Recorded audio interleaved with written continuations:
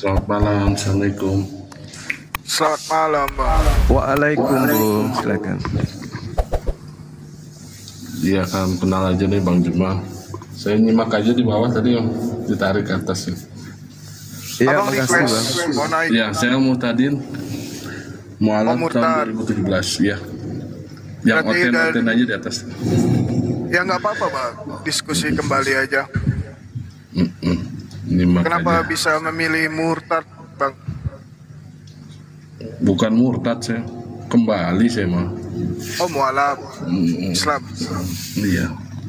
Masya Allah. Alhamdulillah. 2017 Alhamdulillah. sampai Allahu sekarang. Amin. Istiqamah Bang. Istiqamah, Masya Allah. Amin. Amin. Oke, Bang. Insyaallah. Makasih, Bang. Iya, makasih ya Bang ya. Makasih ya. Ya oten aja dulu lah. Iya, Siap, baik. Sini. Barakallahu fiik. Tuh. Bang Yonatan. Dibuka mic-nya. Assalamualaikum Bang. Waalaikum. Sorry Bang. Kaum kafir. Siap. Iya, iya. Berarti tidak sunat dong. Yo iyalah. Iya, iya. Iya, betul betul. Paulus kan mengatakan orang yang tidak bersunat adalah orang yang hidup secara kafir. Di dalam Galatia 2 nomor 14. Iya, lanjut. Izin Bang, gua mau sharing aja sebenarnya. Silakan, silakan. Kalau gua bertanya soal apa? Sebenarnya kenapa sih mereka dari kaum Quraisy itu sama Islam waktu itu waktu Muhammad itu lahir itu masih tetap dijaga gitu loh misalnya. Karena kan Quraisy ini kan memang kalau kita lihat dari kalau saya kan kebetulan beberapa kali dengar terus beberapa kali juga nonton film Muhammad gitu kan. Kenapa itu masih menjaga keharmonisan? Itu poin yang saya mau sharingin Bang. Itu dulu lah. Apa ini? Saya belum sampai pemahaman saya belum sampai kepada penjelasan saudara. Oh.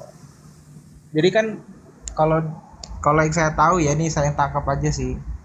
Semenjak Muhammad itu lahir pun kan ini kan ada kaum kafir gitu di Quraisy tuh. Ini kan ada Quraisy juga kan dia kan kaum kafir. Tapi Iya. kenapa mereka tetap dipertahankan di Madinah untuk mereka sembayang waktu Muhammad baru lahir? Itu menjadi pertanyaan saya sebenarnya. Itu aja. Dinda Neplus tangkap penjelasan pertanyaan saudara kita ini.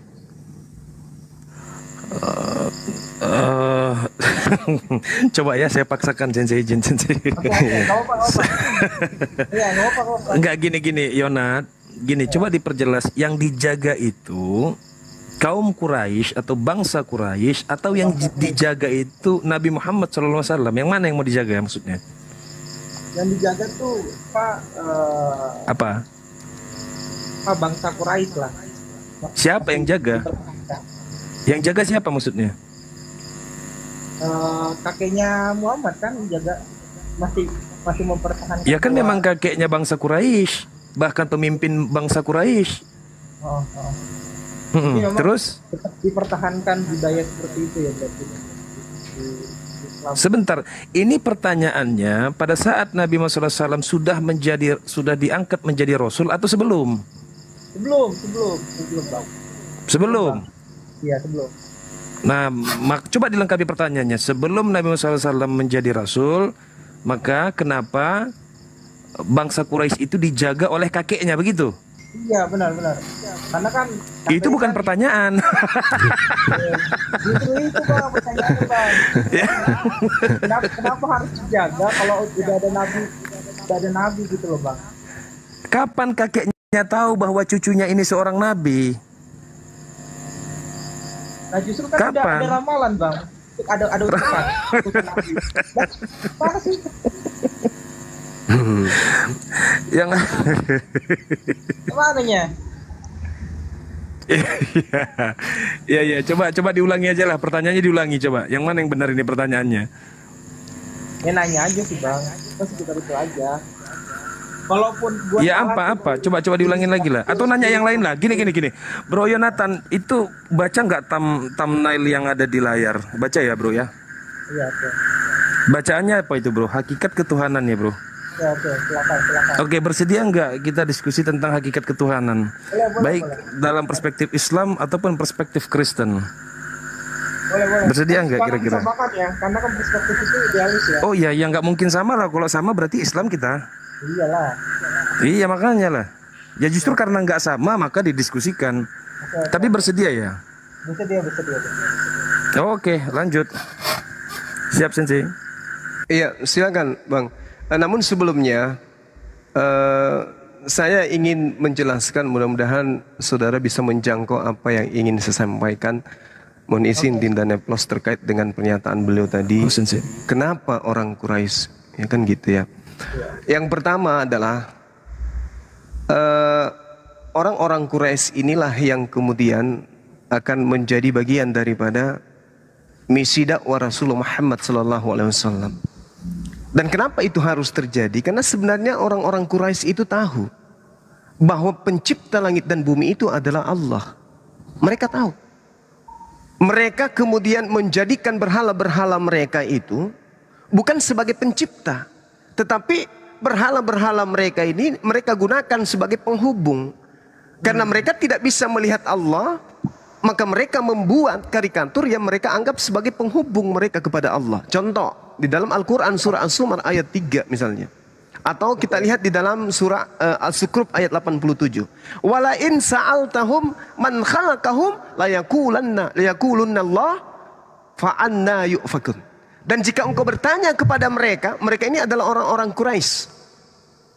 Ketika kamu tanya kepada mereka, orang-orang musyrik ini yang ada di sekelilingmu pada masa Rasulullah Muhammad SAW itu kemudian datang kepada mereka, apa kata mereka ketika ditanya? Siapakah yang menciptakan mereka? Niscaya mereka akan menjawab apa? Allah. Layakulunna Allah. Yang menciptakan kami adalah Allah. Ini. Mereka tahu bahwa Tuhan itu Allah. Kenapa? Karena Nabi Ibrahim alaihissalam beserta dengan Nabi Ismail alaihissalam sudah menanamkan itu kepada mereka secara turun-temurun bahwa Tuhan itu adalah Allah. Allah lillahi dinul khaliq. Walladzina attakhazu min dunihi awliya ma na'buduhum illa liyuqarribuna ila Allahi zulfa. Innallaha yahkumu bainahum fima hum fihi yakhtalifun. Innallaha la yahdi man huwa kazibun kuffara. Jadi ingatlah, hanya milik Allah agama yang murni dari syirik.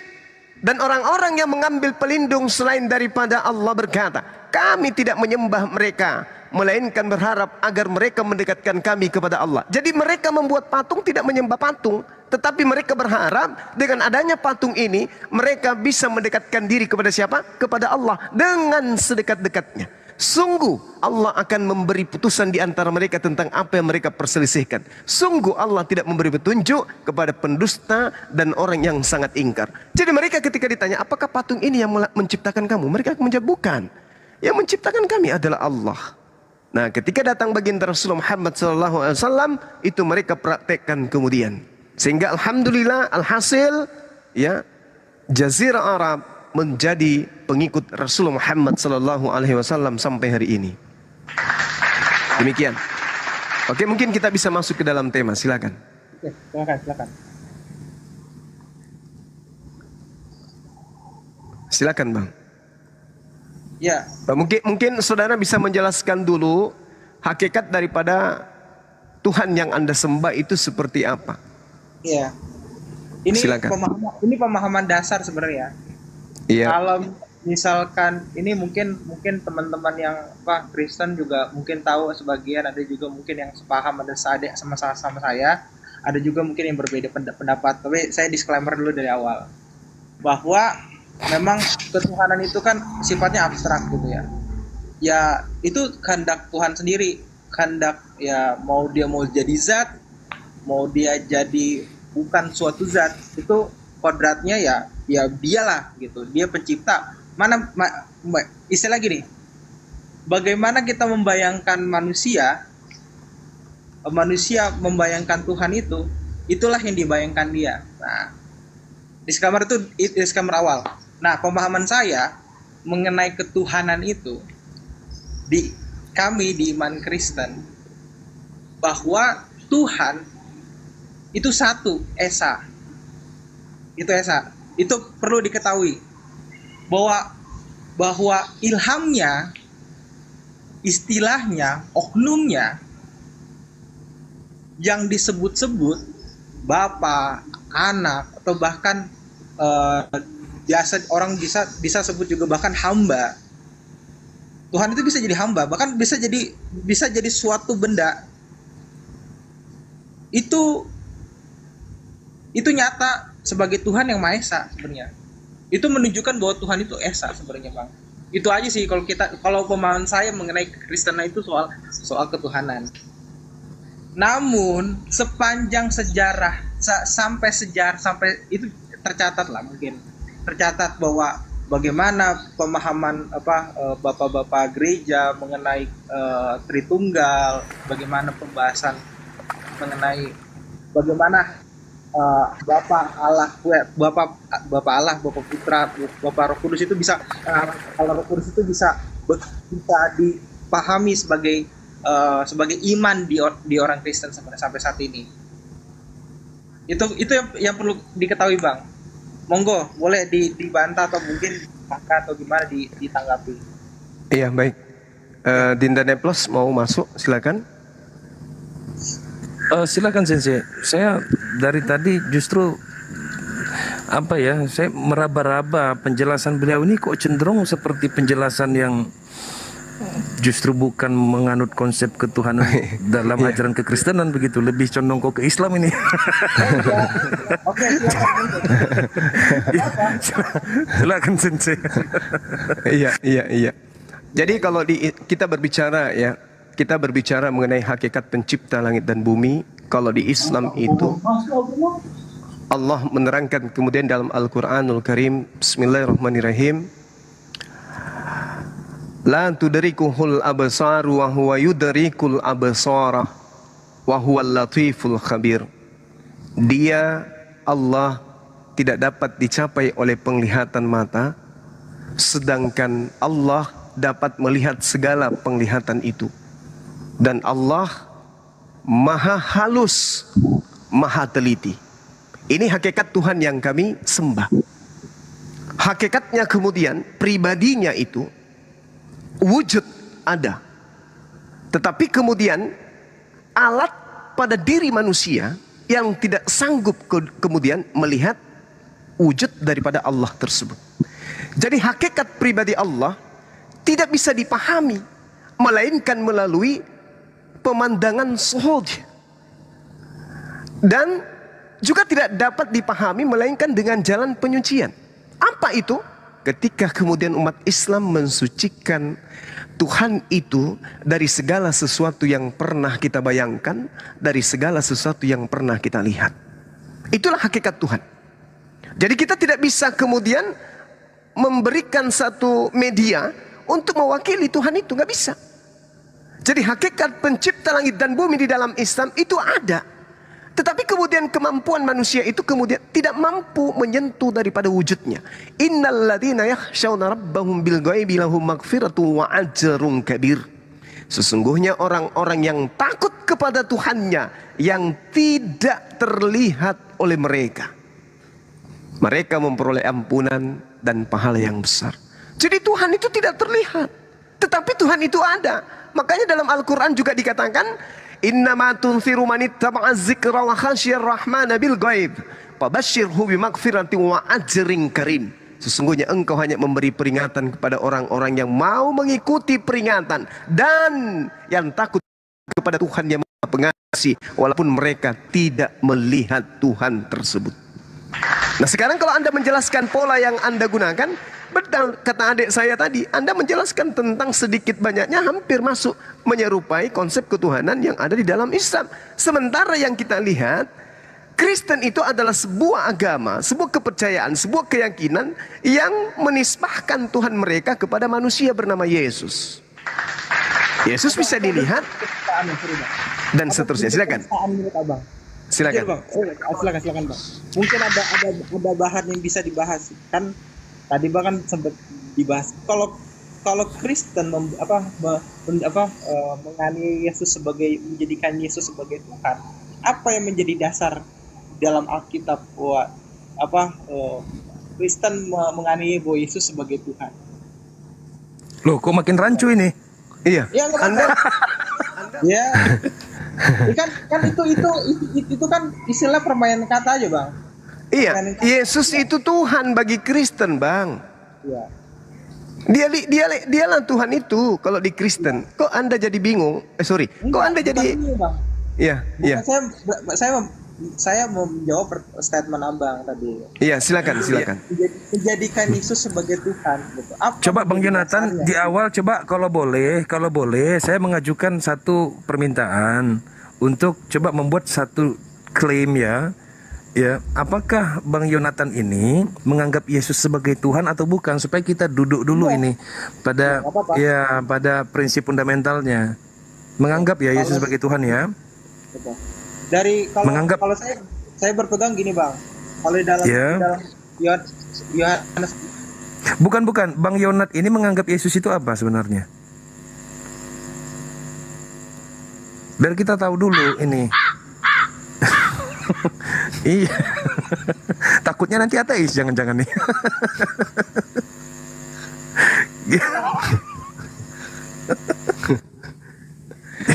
Iya Sensei, soalnya kok agak rada-rada aneh di awal penjelasannya kok identik dengan konsep ketuhanan dalam Islam. Yang kedua, dia menanggapi bahwa dia bertanya apa dasarnya bahwa Yesus itu bisa dianggap Tuhan. Ini kan jadi rancu. Roma 14:9, Roma 10 nomor 9, itu semua dasar pijakannya Yesus menjadi Tuhan. Yes. Assalamualaikum warahmatullahi wabarakatuh. Waalaikumsalam warahmatullahi wabarakatuh. Bang Satri, lanjut Gurunda. Siap Bang Andi. Ya, coba monitor dulu Bang Yonat, monitor dulu, pastikan lagi. Kami ingin memastikan apakah Bang Yonat Nandar ini benar-benar Kristen atau tidak. Iya. Ya. Kristen, Bang. Sudah pasti Kristen, berarti dalam konsep dalam keyakinannya tetap menganggap Yesus itu sebagai Tuhan, betul? Iyalah, benar. Siap, silakan lanjutkan diskusi dengan Sensei. Oke, Bang. Iya. Nah itu dia. Berarti kan Yesus ini adalah Tuhan bagi saudara. Hakikat Yesus itu apa? Silakan. Ya. Hakikat Yesus. Ini kenapa masih di perpustakaan ini orang? Bang. Bang Yonatan, nggak apa-apa, pakai asumsi aja, nggak apa-apa. Udah terbiasa kami. Nggak usah pakai literasi lah, udah pakai asumsi aja lah. Yang penting biar ada aja diskusinya. Beliau di perpustakaan, jaringan nggak bagus. Oh. Perpustakaannya di atas gunung kali. Ya, silakan host Bro Sadli, silakan disapa yang. Ya, Bang Dotulong. Selamat malam, Bang. Silakan dibuka mic-nya.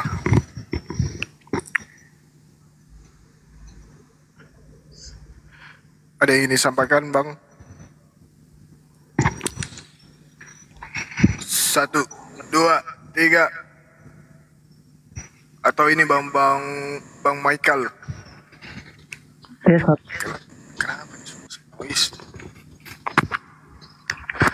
Bang Michael. Halo. Ya, silakan. Tes. Ya, aman Bang. Ini yang mana nih Bang? Tes. Jadi ini kesempatan untuk siapa dulu nih Bang? Ya udah, Bang Dotulong. Islam atau Kristen? Kristen. Oke Bang, silakan. Oke, makasih untuk kesempatannya. Ini saya penasaran tentang soteriologi di dalam teman-teman Islam. Pertanyaan saya sederhana sebenarnya. Kalau di Kristen kan ada satu konsep yang kami percaya tentang kepastian keselamatan yang dijamin oleh Tuhan. Kalau kita sudah percaya Tuhan Yesus sebagai Tuhan dan Juru Selamat, keselamatan kita akan dijamin, dijaga sampai sempurna nanti, dan kita pasti masuk, bahas agamanya masuk surga gitu. Nah, apakah ada konsep yang sama seperti itu di dalam iman Islam? Kalau sudah menjadi Islam, pasti keselamatannya dijaga sampai sempurna dan pasti dia masuk surga gitu. Ada bang, iya. Kalau di Islam itu, sorry adik-adik sekalian ya, biar saya jawab ya. Jadi kalau kita di Islam itu Bung, sangat jelas ya, jaminan keselamatan bukan hanya sekedar jaminan saja. Justru kami menjadi pewaris surga. Itu diterangkan di dalam Al-Quranul Karim surah Al-Mu'minun. Bagaimana kemudian umat Islam itu diberikan warisan. Nah ini nanti saya akan tanya kepada saudara. Al-Quran menjelaskan begini, Bismillahirrahmanirrahim. Qad aflahal mu'minun. Sungguh beruntunglah orang-orang beriman. Alladzina hum fi salatihim khashi'un. Yaitu orang yang khusyuk di dalam salat. Kalau kita berbicara salat berarti Islam pasti. Walladzina hum anil lagwi mu'ridun. Dan orang yang menjauhkan diri dari perbuatan dan perkataan yang tidak berguna. Walladzina hum lizzakati fa'ilun. Dan orang yang menunaikan zakat. Kalau bicara zakat pasti Islam. Walladzina hum li furujihim hafizun. Dan orang-orang yang tidak melakukan perzinahan. Mereka yang memelihara kemudian kemaluannya. Lalu kemudian apa kata Allah? Walladzina hum ala salawatihim yuhafizun. Serta orang yang memelihara salatnya, ulaika hum warisun. Mereka itulah yang mewarisi. Alladzina yarisunal firdaus hum fiha khalidun. Yakni yang mewarisi surga Firdaus, mereka kekal di dalamnya. Boleh dong sekali-kali saya mendapatkan pencerahan dari teman-teman Kristen. Kalau kami kan sholat, kalau saudara nyanyi di hari Minggu, tolong tunjukkan kepada kami. Saya rindu ingin mendengarkan adanya jaminan surga yang seirama seperti umat Islam warisi. Bahwa orang yang bernyanyi di hari Minggu menyembah Yesus juga punya warisan surga. Silakan. Bang Suma, jadi ini ada muncul pertanyaan baru lagi. Berangkat dari jawaban tadi. Contohnya izin Bang. ya, Ini ada pemberitahuan live dibisukan selama 10 menit. Jadi kalau tiba-tiba rungkat, mohon maaf ya. Nanti kalau rungkat, misalnya kan kita bisa balik, semua teman-teman bisa kembali ke sini. Kok bisa rungkat ya? Banyak kali yang lapor. Iya Bang. Oke. Silakan Bang. bisa. Silakan. Ya, Jadi Bang Dotulong, sebelum menambah pertanyaan, mungkin sebagai bentuk sikap etis ya dalam dialog atau dalam ruang diskusi, mungkin bisa dijawab pertanyaan dari Bang Zuma atau Sensei. Nah, terlepas nanti sudah dijawab, barangkali boleh silakan kalau mau menambah pertanyaan.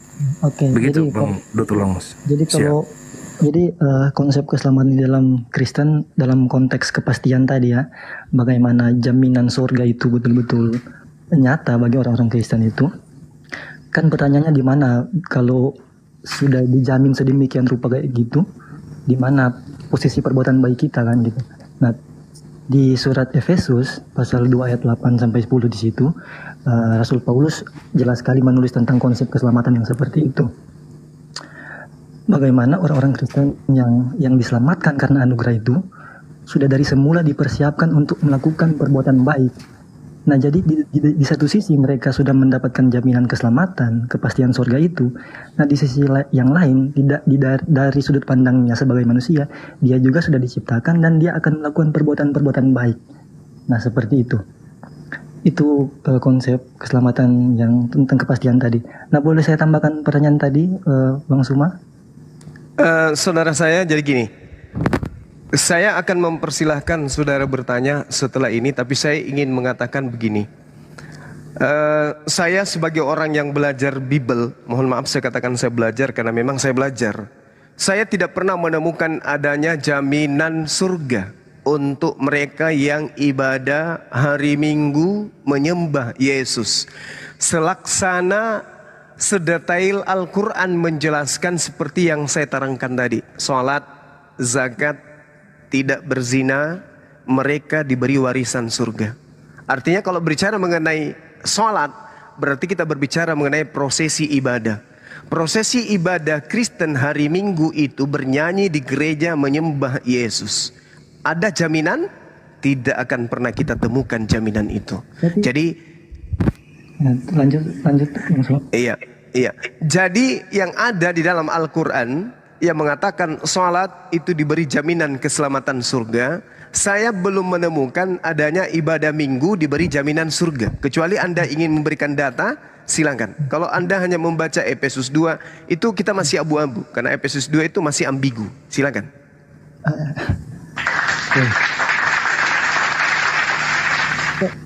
Kalau soal beribadah hari Minggu dan menyembah dan lain-lain itu kan ekspresi iman. Jadi kalau ekspresi iman dan kita tuntut di mana ada ayat di dalam Alkitab, ekspresi iman itu harus nanti kalau kalau mau disanggah lagi, sedikit saudaraku sedikit. Ya. Oke, jadi gini. Dengan kata lain, saya harus menjelaskan bahwasanya apa yang kita lakukan di dalam kehidupan keberagamaan kita ini itu harus ada hukumnya, harus besar pijakannya. Karena satu, Tuhan memberikan tuntunan untuk dilakukan. Dua, Nabi memberikan contoh tuntunan untuk kita praktekkan. Tapi kalau tidak ada contoh, lalu kita mimpi itu adalah sebuah keselamatan ketika kita melakukan, ini namanya buta. Contoh, di dalam pengakuan Tuhan kepada Nabi Musa, itu terlalu berat. Yesus saja, Matius 5 nomor 19. Barang siapa yang meniadakan setitik pun dari hukum Taurat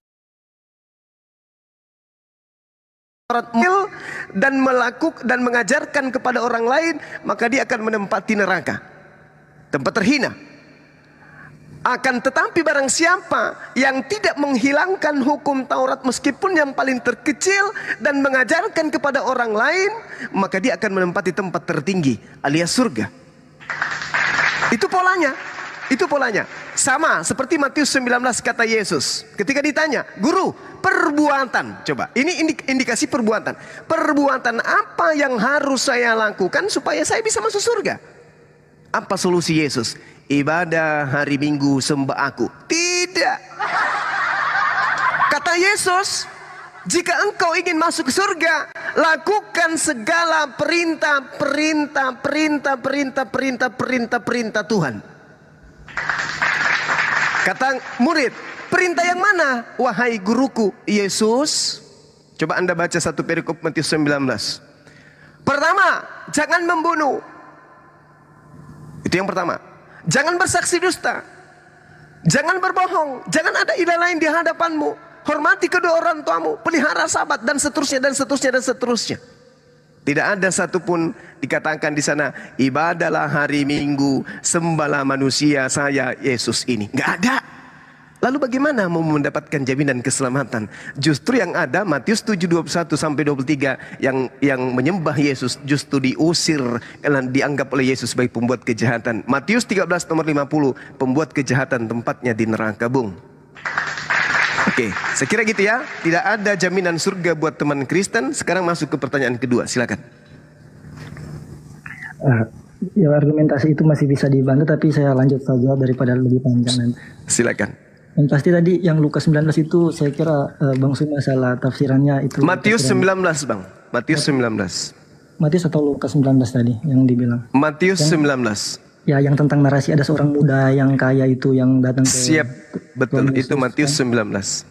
Tapi ketika Tuhan Yesus menjawab orang muda itu bukan ketika dia ingatkan tentang Taurat, Tuhan Yesus tidak sedang mengatakan bahwa Anda harus melakukan hukum Taurat baru selamat, bukan seperti itu. Tapi kesimpulan atau konklusi dari narasi itu, dari cerita itu, bagaimana Yesus ingin menekankan bahwa orang muda itu harus menjual segala miliknya. Nah, di situ itu pun tidak bisa ditafsirkan secara literal. Nah, sehingga kebanyakan dari orang-orang Kristen atau ya yang serius dengan belajar Alkitab, mereka akan menafsirkan orang-orang yang bisa diselamatkan. Kan di situ konteksnya sedang mempertanyakan tentang keselamatan kan. Nah, di situ konsep menjual segala milik di situ mengundang satu interpretasi bahwa orang yang akan diselamatkan dia harus melepaskan segala haknya, bahkan kemampuannya untuk melakukan perbuatan baik harus dilepaskan karena hanya Tuhan yang bisa menyelamatkan kehidupannya. Nah, itu tafsiran sederhananya sebenarnya, Bang Suma. Nah, sekarang pertanyaan yang kedua yang ingin saya tanyakan. Ini pertanyaan praktis sebenarnya tentang sholat tadi, kepastian surga bagi orang-orang yang sholat kan, kalau tidak salah seperti itu. Nah, saya kasih contoh seperti ini. Contohnya saya sebagai seorang Islam yang sudah taat menjalankan semua rukun Islam, termasuk giat sekali dengan sholat. Nah, saya rajin sholat terus. Nah, tiba-tiba di tahun-tahun terakhir saya mau mati, mungkin 1 tahun terakhir saya tidak bisa sholat seperti itu. Nah, apakah keselamatan saya akan hilang atau bagaimana? Jadi kan ketika saya tekun sholat, saya selamat kan, pasti selamat. Nah, tapi ketika 1 tahun terakhir saya tidak bisa melakukan sholat, apakah keselamatan saya hilang seperti itu atau bagaimana? Bagaimana Baik.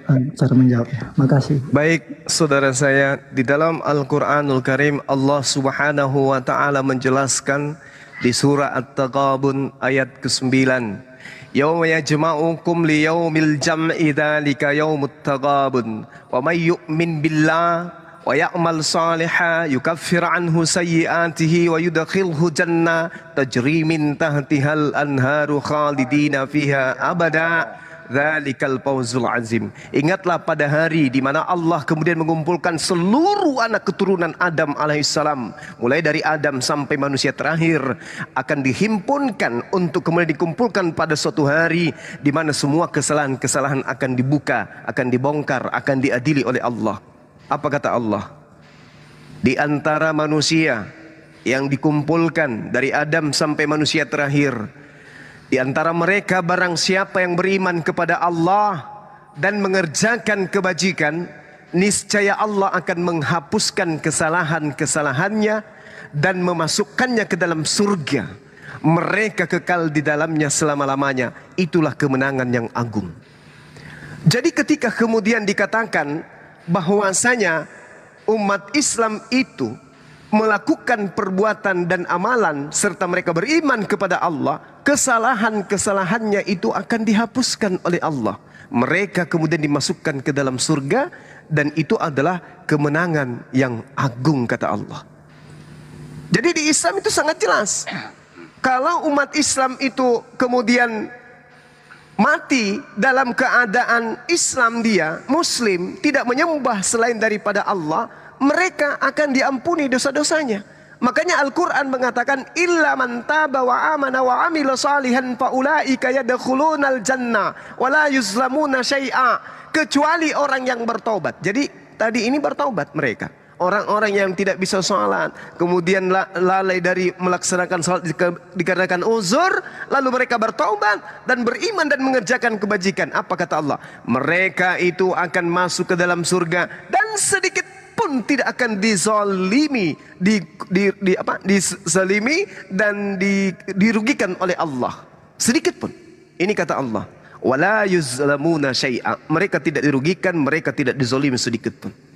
Seperti itu Bang jawabannya. Jadi ketika ada orang yang Islam, salat, taat, kemudian dia sakit, itu uzur, ada sakit. Mereka tidak bisa lagi kemudian melakukan salat berjamaah. Melainkan di dalam Islam itu kalau nggak bisa berdiri, duduk, nggak bisa duduk baring. Kalau dalam baring itu artinya hanya dalam hati. Kalau dalam hatinya pun sudah tidak bisa salat, maka tunggulah dia yang akan disolati. Begitu. Silakan. Ada lagi? Cukup Bang Suma, makasih untuk jawabannya. Makasih saudaraku Datu Longs. Semoga hidayah datang kepada saudara. Silakan adik-adik yang lain ada mau ditambahkan. Bang Handi, assalamualaikum warahmatullahi wabarakatuh. Jadi satu hal yang menarik Bung dulu ya, ini kan tema kita tentang hakikat ketuhanan. Sebenarnya yang ingin saya bahas di sini, ketika Yesus itu dianggap Tuhan, yang ingin kupertanyakan hakikat Yesus ini apa sebenarnya? Karena di dalam Yohanes 4, ya Yohanes 4 nomor 24, kalau nggak salah di situ diterangkan begini, Tuhan itu, Theos itu adalah roh, maka sembahlah dia dalam roh dan kebenaran, kan gitu. Artinya ketika dikatakan Theos itu adalah roh, berarti hakikat daripada Theos adalah Tuhan, adalah Bapa, itu adalah roh. Nah, bagaimana dengan Yesus? Hakikat Yesus ini apa? Apakah hakikat Yesus juga adalah roh? Itu sebenarnya ingin saya perbincangkan. Kalau saya seperti yang saya terangkan tadi, hakikat daripada Allah itu laisa kamitslihi syai'. Hakikat daripada Allah, Asy-Syura ayat 11, Tuhan pencipta langit dan bumi yang disebut Allah itu tidak serupa dengan makhluk, tidak serupa dengan apapun. Laisa kamitslihi syai'. Tidak ada yang sama seperti Allah. Maka hakikatnya seperti itu.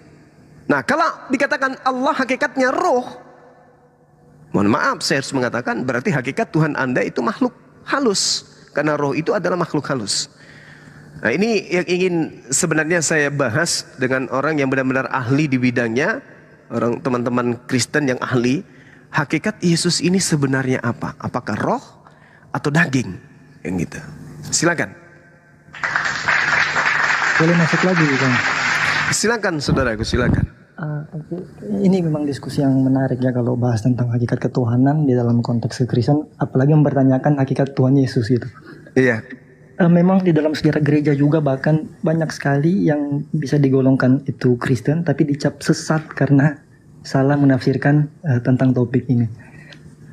Nah, kalau penjelasan saya tentang hakikat ketuhanan dalam kekristenan, lebih khususnya Yesus kan itu di Yohanes 1 ayat 1, Yohanes menginformasikan kepada para pembacanya waktu itu bahwa Yesus itu adalah Logos, NRK, Logos. Pada mulanya adalah firman itu. Nah, menarik ketika pemakaian Yohanes, dia memakai istilah Logos ketika menggambarkan firman itu. Karena Logos kan ini konsepnya filsafat Yunani. Orang-orang Platonis itu tidak asing sekali dengan kata Logos itu. Sedangkan dalam orang-orang Yahudi atau orang-orang Ibrani lebih tidak asing dengan kata dafar, itu juga firman. Sebentar izin Bang Do Tulong, kalau mau merujuk kepada pemikiran era Platonis, apakah Bang Do Tulong juga pernah mendengar bahwa Yohanes 1 itu berangkat dari himne Platonis? Iya. Oke. Gini. Pernah mendengar itu? Ini jadi kan kekristenan itu muncul.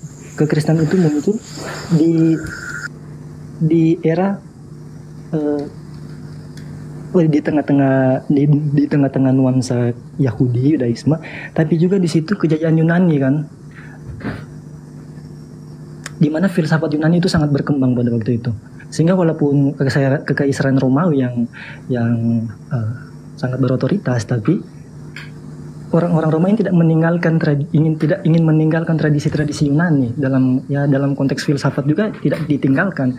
Nah, jadi sehingga ketika Yohanes menggunakan kata logos, orang-orang atau pembaca waktu itu tidak asing dengan konsep logosnya Plato begitu. Itu yang karena masih nuansa itu masih dapat di zaman Perjanjian Baru gitu. Nah, ketika Yohanes membahas tentang logosnya yang dimaksud Yohanes itu tidak sepenuhnya logos yang sedang dibayangkan oleh orang-orang Yunani tentang konsep idealnya Plato itu, dan tidak sepenuhnya juga seperti firman yang dibayangkan oleh orang-orang Yahudi atau yang sering dibilang dafar itu. Nah, ini kan menjadi sangat unik juga ketika, jadi sebenarnya hakikat Tuhan Yesus sebagai logos itu seperti apa? Apakah roh atau firmannya? terus itu firman dari Allah, terus tiba-tiba keluar, Allah tidak bisa berbicara karena firmannya sudah keluar. Nah itu yang memang sangat sulit untuk didiskusikan memang. Tapi ini Bagus, yang ingin saya bagus yang, Bang Tolong udah berani jujur, itu bagus. Cuman kalau izin ya Sensi ya, kalau boleh dari beberapa sumber, baik itu dari Alkitab atau mungkin dari beberapa faham atau aliran filsafat, pada akhirnya kira-kira yang tepat untuk mendudukkan posisi Yesus ini dalam hakikatnya, catat ya, hakikat itu sebenarnya berasal dari bahasa Arab, yang berasal dari akar katanya itu hak, artinya apa? Asli, benar, otentik, dan nyata. Dalam kaidah terminenya, bukan dalam kaidah epistem, dalam kaidah terminenya ini bicara soal kesejatian, kan begitu. ya. Nah, kalau kita jadikan Yesus sebagai objeknya hari ini yang dianggap oleh Tuhan, yang dianggap oleh Kristen itu adalah Tuhan, maka hakikat dari Yesus ini apa? Menurut pandangan Bang Dotulong, Oke. hakikatnya sebenarnya manusia lebih tepatnya, atau justru Tuhan lebih tepatnya? Nah, mungkin secara ringkas saja saya ingin menjelaskan tentang konsep inkarnasi. Bagaimana logos itu yang di dalam Filipi pasal 2 itu dia berkenosis, kan itu bahasa Yunaninya, dia logos ini yang tadi ini yang sangat membingungkan ini, entah logos Yunani atau firman yang sedang dibayangkan oleh orang Yahudi, akhirnya dia berkenosis. Nah, konsep kenosis ini itu sebenarnya tidak bisa diterjemahkan sebagai mengosongkan diri, dan sehingga Yesus yang Allah ini, nah secara ontologis Yesus itu Allah, itu garis besarnya pertama. Dan Allah ini yang diidentifikasi oleh Yohanes sebagai firman, ketika dia berkenosis, dia menambahkan kemanusiaan di dalam dirinya itu. Itu makna dari kenosis sebenarnya. Jadi Yesus Allah yang disebutkan logos ini, ketika dia berinkarnasi, dia menjadi manusia dia itu menambahkan kemanusiaan di dalam keilahiannya itu. Nah, ini juga pasti akan sangat bingung karena ya tidak ada epistemologi di dalam dunia ini yang bisa mendekati kerumitan itu gitu. Nah, sehingga apapun penjelasan, sebaik apapun penjelasan dari para teolog, kita butuh loncatan iman untuk percaya bahwa Yesus adalah Tuhan yang berinkarnasi seperti itu. Nah, itu sederhananya seperti itu, karena di mana-mana kalau kita mau membahas tentang Tritunggal itu satu sesi yang begitu panjang. Di kampus-kampus teologi itu ya tidak mungkin hanya dibahas 2 SKS, pasti 4 SKS, dan itu diulang-ulang setiap semester, dan itu juga menjadi diskusi-diskusi yang menarik di dalam kelas-kelas teologi seperti itu. Nah, dalam konsep Trinitas ini, Bang, dalam konsep Trinitas, seberapa hebat pun para teolog akan menjelaskan tentang konsep Trinitas, pasti tetap dia akan meninggalkan paling tidak secerca misteri di sana. Itu tidak akan bisa terjelaskan secara sempurna dengan rasio kita yang terbatas ini. Seperti itu. Nah, sehingga ya akhirnya kita leap of faith tadi saya bilang, kita butuh loncatan iman untuk percaya inkarnasi Kristus. Tapi apakah misteri ini akan menutup iman kita kepada dia? Tidak. Tapi misteri ini adalah satu keunikan tersendiri, bagaimana kita bisa menghayati Allah yang seperti itulah yang kita sembah. Nah, dan kami orang-orang Kristen, ya saya tidak tahu kalau saya mewakili semua orang Kristen, tapi saya pribadi dengan konsep ketuhanan yang seperti inilah, akhirnya saya terkagum-kagum, dan dengan kehadiran Kristus, dengan inkarnasinya Kristus, itu adalah representasi Allah yang sangat transenden itu, sehingga dalam diri Kristus saya bisa melihat Allah yang tak terlihat itu. Seperti itu. Nah, itu penjelasan dari saya. Terima kasih. Oke, baik, Dinten Epos. Jadi gini, saudara Dolu, Anda menganggap bahwasanya di awal membingungkan, kemudian luar biasa, dikarenakan Tuhan yang maha besar itu menjadi maha kecil. Itu poinnya. Kemudian Anda mengatakan berat, 2 SKS, 4 SKS, dan itu adalah suatu perbincangan yang sangat menarik. Memang menarik. Kenapa menarik? Karena tidak rasional. Hanya membuahkan puing-puing asumsi yang kemudian menjadikan iman sebagai solusi terakhir, meski tidak rasional. Maka muncul pertanyaan, hakikat ketuhanan daripada iman Kristen itu apa sebenarnya? Kalau dikatakan ruh, ada dalil, memang roh. Yang saya katakan Yohanes 4 tadi. Kalaupun Yesus dikatakan berinkarnasi, menjadi manusia, tetap saja kenapa Yesus mati? Oh, itu manusianya, yang Tuhannya adalah roh. Nah, sekarang saya ingin kesimpulan akhir dari saudara. Ketika berbicara mengenai hakikat ketuhanan, di dalam Al-Quran sudah jelas, laisa kamislihi syai'. Tuhan itu tidak serupa dengan makhluk. Tuhan itu tidak bisa dijama oleh penglihatan mata. La tudrikuhul absar wa huwa yudrikul absara wa huwal latiful khabir. Tidak bisa dicapai oleh penglihatan manusia. Lalu kemudian Al-Quran juga mengatakan innamat tunsiru manittaba'a dzikra wa hasyir rahmana bil ghaib. Allah itu gaib. Gaib artinya tak terlihat oleh mata manusia. Kemudian di dalam Al-Quran surah Asy-Syura 43 juga demikian adanya. Banyak dalil bahwa umat Islam dituntut untuk bersabar, sehingga kemudian apa yang diceritakan tentang konsep ketuhanan itu tidak mesti terlihat oleh mata, tidak mesti terlihat oleh panca indera kita. Dalam hal ini adalah mata kita. Innal ladzina yakhshawna rabbahum bil ghaibi lahum maghfiratu wa ajrun kabir. Sesungguhnya orang-orang yang takut kepada Tuhan yang tidak terlihat oleh mereka, mereka memperoleh ampunan dan pahala yang besar. Jadi kalau Anda kemudian mengatakan kami takut kepada Tuhan, Tuhan yang mana? Kami beriman kepada Tuhan, Tuhan yang mana? Tuhan Anda ada yang tak terlihat, Tuhan Anda ada yang terlihat.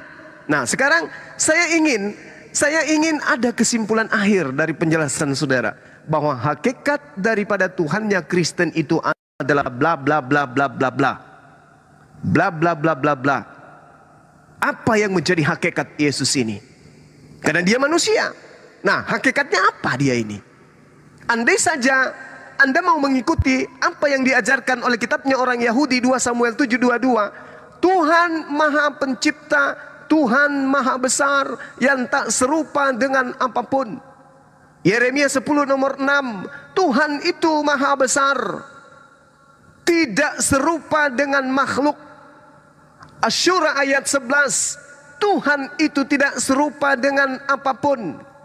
Nah, sekarang Yesus serupa dengan kita, Yesus manusia. Maka muncul pertanyaan untuk menaikkan level kesembahan saudara yang adalah manusia. Hakikat Yesus yang manusia ini sebenarnya apa, Bung? Itu pertanyaan saya, silakan. Secara sederhana saja, hakikat Yesus itu adalah Allah, seperti itu. Justru yang saya tanya ini, Allah ini hakikatnya apa gitu loh. Nah, mungkin kita dipisahkan dari model berpikir yang beda antara bagaimana Kristen memahami Allah itu dan teman-teman Muslim memahami Allah. Kalau saya boleh tanya, Bang Suma, kalau di dalam Islam itu Allah itu nama atau predikat? Gitu? Nama. Nah, makanya itu sudah ada perbedaan kan. Kita sudah memiliki presuposisi yang beda kan. Kalau di dalam kekristenan Allah itu predikat. Jadi seperti itu. Oke, baik. Jadi gini, yang perlu saudara pahami ketika menggunakan kata Allah, di mana Allah sendiri itu adalah Allah, dan Allah ini asalnya adalah Allah di dalam Al-Quranul Karim. Makanya kalau Anda buka KBBI, ALLEH itu adalah nama Tuhan di dalam bahasa Arab. Nama Tuhan dalam bahasa Arab diambil kemudian oleh lembaga kitab saudara, dijadikan sebagai gelar. Maka itu bukan yang jadi permasalahan sekarang. Ketika kemudian saya bertanya, hakikat Yesus itu adalah Tuhan, ini maksudnya apa? Justru yang saya tanya, hakikat daripada Yesus itu adalah Tuhan, itu apa? Manusiakah dia? Dagingkah dia? Makhlukkah dia? Atau apa hakikat Yesus ini? Karena ada Tuhan kan tadi. Anda mengatakan menarik dan sangat tertarik dan sangat asik membahas ini. Makanya muncul pertanyaan, hakikat daripada ketuhanan Yesus itu apa? Ini yang ingin saya tahu. Karena hakikat dari ketuhanan, dari Tuhannya Bani Israel itu adalah tidak serupa dengan makhluk. 2 Samuel 7:22. Yesaya 45 nomor 5. Tidak ada Tuhan selain aku, tidak ada. Keluaran 33 nomor 20. Tuhan tidak pernah terlihat oleh manusia. Tidak bisa manusia melihat Tuhan. Yohanes 5 nomor 37. Bapa itu tidak pernah dilihat. Tidak ada orang yang bisa melihat Bapa. Nah, ini Yesus di tengah-tengah Bani Israel muncul, dibunuh oleh manusia. Yang saya tanya, hakikat manusia Yesus ini apa? Kok ngeden kali gitu loh. Orang Kristen ini menyembah manusia seperti Yesus ini. Maka muncul pertanyaan, apa hakikat Yesus sebenarnya? Silakan. Pertanyaannya yang itu tetap muter-muter di situ terus nanti Bang Suma. Ya karena nggak ada jawaban. Bukan karena nggak jawab ya, karena kita sudah dibatasi oleh iman kita masing-masing gitu. Ya, Selamat malam Bang Juma. Iya malam. Justru itu yang saya tanyakan. Hakikat Bisa ku jawab? Silakan. Hakikat dari Yesus adalah firman Elohim, rohnya Elohim yang telah menjadi manusia, wujud dan cahaya kemuliaan Elohim. Itulah Yesus. Ibrani 1 ayat 3. Tadi firmannya yang menjadi manusia, itulah Yohanes 1 ayat 14. Itulah hakikatnya Yesus. Kesimpulannya terlalu banyak. Hakikat itu adalah keadaan yang sesungguh-sungguhnya. Keadaan yang sesungguhnya. Yesus itu Dia adalah Tuhan dan Juru Selamat. Itu dia. Tuhan itu gelar, Juru Selamat itu pekerjaan. Yang saya tanya hakikat. Kayaknya nggak benar. Udah diterangkan. Udah diterangkan seperti itu. Apalagi mau kalian maksud? Hakikat Yesus roh tadi Ibu bilang, betul? Rohnya Elohim, firmannya Elohim yang menjadi manusia, itulah Yesus. Kita sepakat menurut pemahaman Ibu Darni, hakikat daripada Yesus adalah roh Elohim, betul? Firman Elohim ya, rohnya Elohim ya. Beda dengan roh-roh kita yang ada di bumi ini ya. Kalau kita, roh kita pemberiannya Elohim. Kalau Yesus langsung rohnya langsung menjelma jadi manusia. Itu dia. Mau turun menyelamatkan manusia dari dosa gitu dia. Beda. Ibu Darni bisa membacakan saya kemudian Yohanes 3 nomor 34. Bisa? Silakan. Yohanes 3:34. 3 nomor 34. Iya. 25 tunggu ya, 36, 34. Yohanes 3 ayat 34. Judul perikopnya kesaksian Yohanes tentang Yesus. 34. Sebab siapa yang diutus Allah, dialah yang menyampaikan firman Allah. Karena Allah mengaruniakan rohnya dengan tidak terbatas. Itu dia. Ya. Yang saya tanya di sini, roh Elohimkah yang ada di dalam orang-orang yang menyampaikan firman Allah menurut Yohanes 3 nomor 34? Ya, termasuk nabi-nabi. Baik. Berarti pada hakikatnya nabi-nabi itu hakikatnya adalah roh Elohim, betul? Bukan, beda. Pemberian, itu pemberian. Sama kayak kita manusia kalau nabi-nabi. Sama seperti kita seluruh manusia ini. Karena kalau tidak ada roh Allah yang di dalam diri kita manusia ini, kita dead, mate.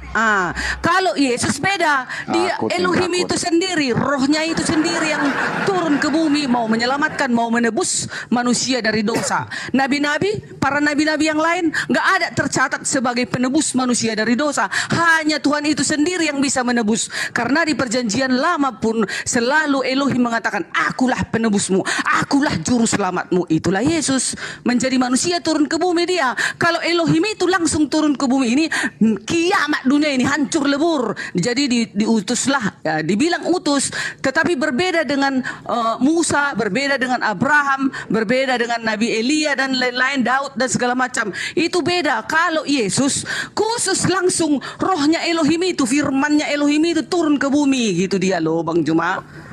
Baik. Ibu satu lagi saya minta boleh? Apa itu? 1 Samuel 18 nomor 10. 1 Samuel. Siap. Raja-raja Samuel. 1 Samuel berapa? 18:10. Ada, dapat. 1 Samuel 18 ayat 10. Itu mengenai roh jahat benar itu. Ini ya ada juga roh jahat. Memang ada di dunia ini, memang ada roh jahat. Ayat 10.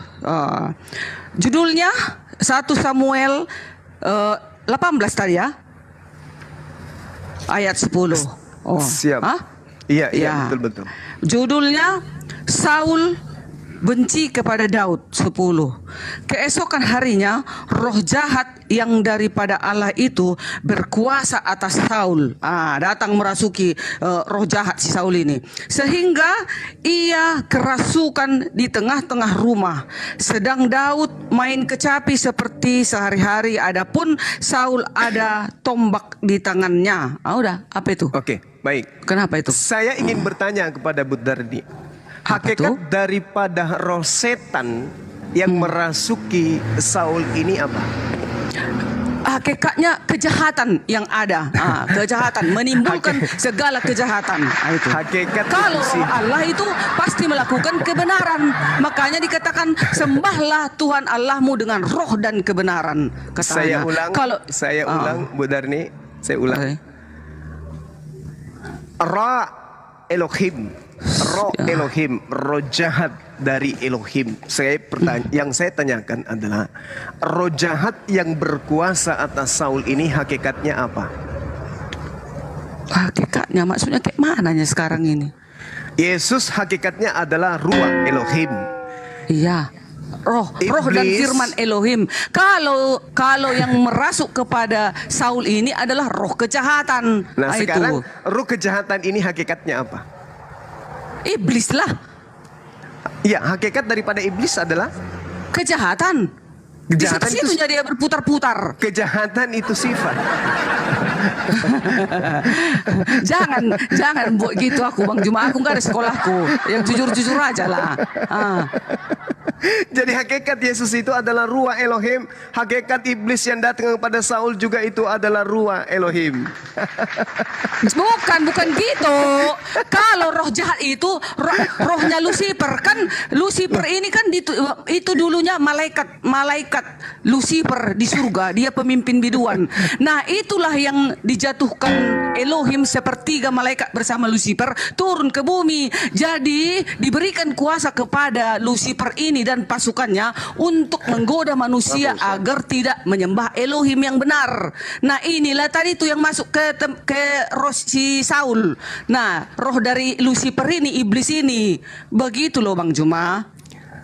Jangan samakan roh iblis dengan roh Elohim. Beda. Tapi roh iblis berkuasa di muka bumi ini, berlaga sekarang roh Elohim dengan roh jahat. Karena Elohim itu mau memberikan dua pilihan kepada manusia, mau ikut Lucifer atau mengikut Elohim, gitu Roma. Oke, satu lagi Bu Darni. Ketika saya mengatakan 1 Samuel 18 nomor 10 di situ jelas sekali bahwa ruah Elohim, ruah jahat Elohim datang kepada Saul. Oke? Di situ dikatakan ruah jahat dari Elohim, ruah Elohim. Yesus salah ku potong. Jangan bilang roh jahat dari Elohim. Rohnya si Lucifer yang datang ke sini, bukan rohnya Elohim.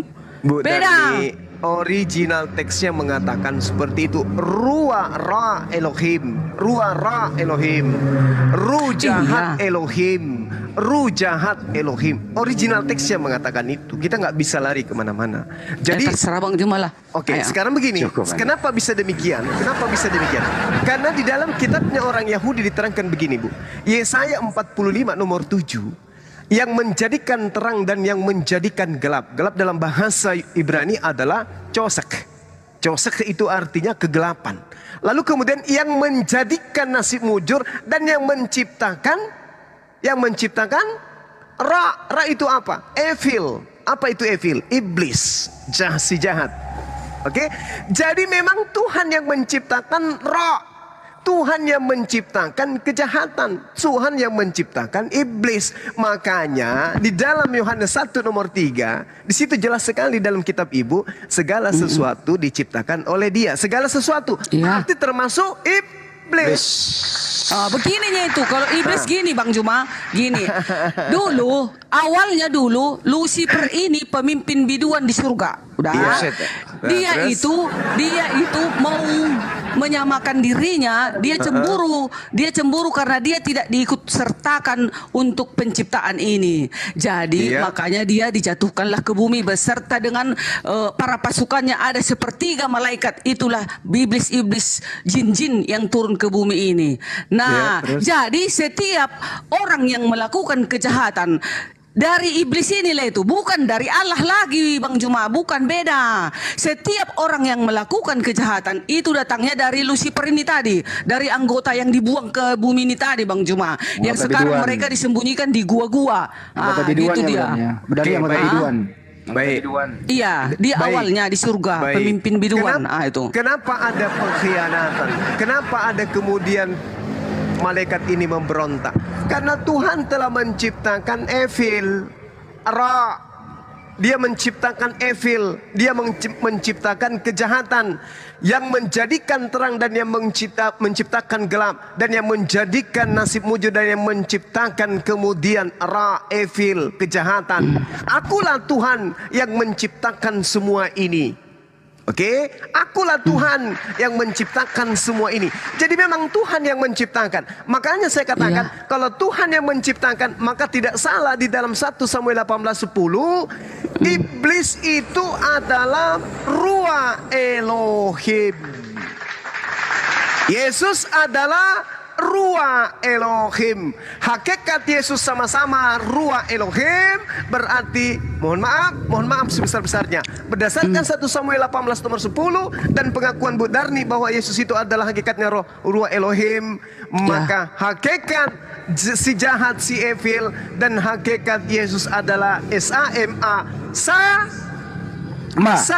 sama. Tidak. Itu versi Bang Juma. Tunggu dulu. Tunggu Roma. Tunggu Bang Juma. Tunggu dulu. Salah.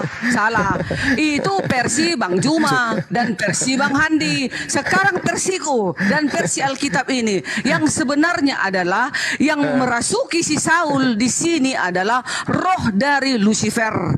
Tetapi semua yang melakukan kebaikan, kebajikan dan kebenaran datangnya dari roh Elohim. Beda ya Bang Juma. Beda ya. Beda terlalu.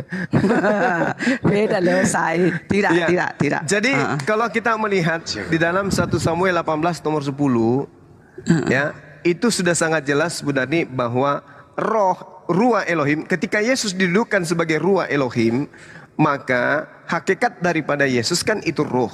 Itu jelas, itu tidak bisa dipungkiri. Karena hakikat Yesusnya adalah roh. Sekarang hakikat daripada iblis apa Bu Darni?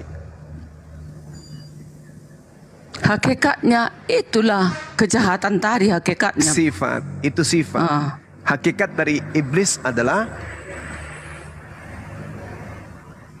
nggak tahu aku. Bang Juma apa coba? Roh.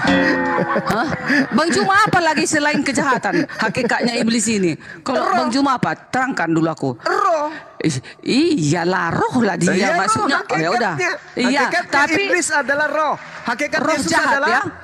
Roh, kalau iblis itu roh kejahatan, kalau Yesus roh kebenaran. Itu dia beda. Kebenaran dan kejahatan itu adalah sifat. Ini kita berbicara mengenai hakikat. Hakikat daripada iblis adalah roh, hakikat Yesus adalah firman dan roh yang telah menjadi manusia. Itu dia, firman dan roh. Maafkan aku Bu Darni. Maafkan aku Mbak sama Bu Darni. Aneh, dengarkan aneh. Apa Roma? Coba baca Zakaria 12 nomor 1 aneh. Zakaria 12. Ya kalian dulu sekali-sekali, capek kali aku. Zakaria 12. Langsunglah. Biar aku cari. Tuhan yang menciptakan roh. Di situ Tuhan menciptakan roh pada manusia. Yesus itu manusia. Berarti di dalam diri Yesus rohnya ciptaan Tuhan. Segitu aneh dari Roma, terlalu. Itu kalian, itu kan prinsip kalian. Kalau kami, ajaran kami Kristen, Yesus itu berasal dari firman yang telah menjadi manusia, mau menyelamatkan manusia dari penebusan dosa. Nah itu dia, beda. Kalau roh jahat itu kegunaannya untuk merayu manusia agar melupakan Elohim. Kan tengok dulu, Aneh. sudah banyak manusia melupakan ajaran Elohim. Contoh, tunggu dulu. Contoh manusia yang mendengarkan ajaran iblis. Satu, membunuh, berzina, mencuri, merampok, tidak menguduskan hari Sabat. Contoh kayak Bang Juma sama Bang Andi, lari menguduskan, mengganti hari Sabat menjadi hari Jumat. Nah, jadi itulah roh kejahatan karena melawan perintah Elohim. Terlalu. Ini Bang Juma. Tunggu dulu. Bang Juma, ini kan Yesus kan ini manusia. Menurut Zakaria 12:1 Bang Juma, roh di dalam diri manusia itu ciptaan Tuhan. Gitu loh. Tolong diterangin dong Bang Juma. Iya. Iya. Sebentar dulu. Di dalam manusia, iya, Beri dalam dulu manusia di iya. dunia nih. Beri dulu kesempatan kepada Bang Juma bahwa manusia itu ternyata rohnya ciptaan Tuhan Bang Juma. Roh. Apakah Yesus manusia juga Bang Juma? Terlalu. Ya, Yesus manusia. Dia mengatakan ego. Dia eimi antropos. Aku ini adalah manusia. Yesus mengaku itu. Bang Juma, kalau Yesus hanya manusia biasa, kenapa hanya dia yang menjadi hakim yang adil kelak? Kenapa semua manusia harus dihadapkan ke tahta pengadilan Yesus?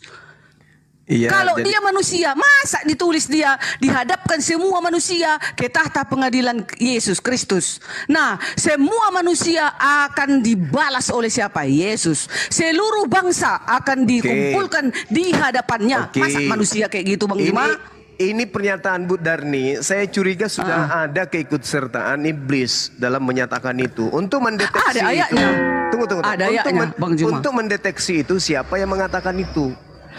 Matius 24 ayat Matius 3 Matius 25 ayat 31 dan 32. Yesus akan mengumpulkan semua bangsa. Kalau semua berarti dunia. Masa seorang manusia kayak gitu atau seorang nabi seperti itu? Lebih hebat maunya siapa? Si Musa, si Abraham atau Muhammad, kan gitu. Kenapa mesti Yesus mengumpulkan segala bangsa? Kenapa hanya Yesus dihadapkan semua ke tahta pengadilannya? Siapa dia? Itu kesalahan kalian Bang Juma. Masa manusia kayak gitu? Baik, Bu Dani.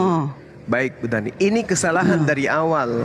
Anda ini kesalahan dari awal memahami misi dakwah Yesus.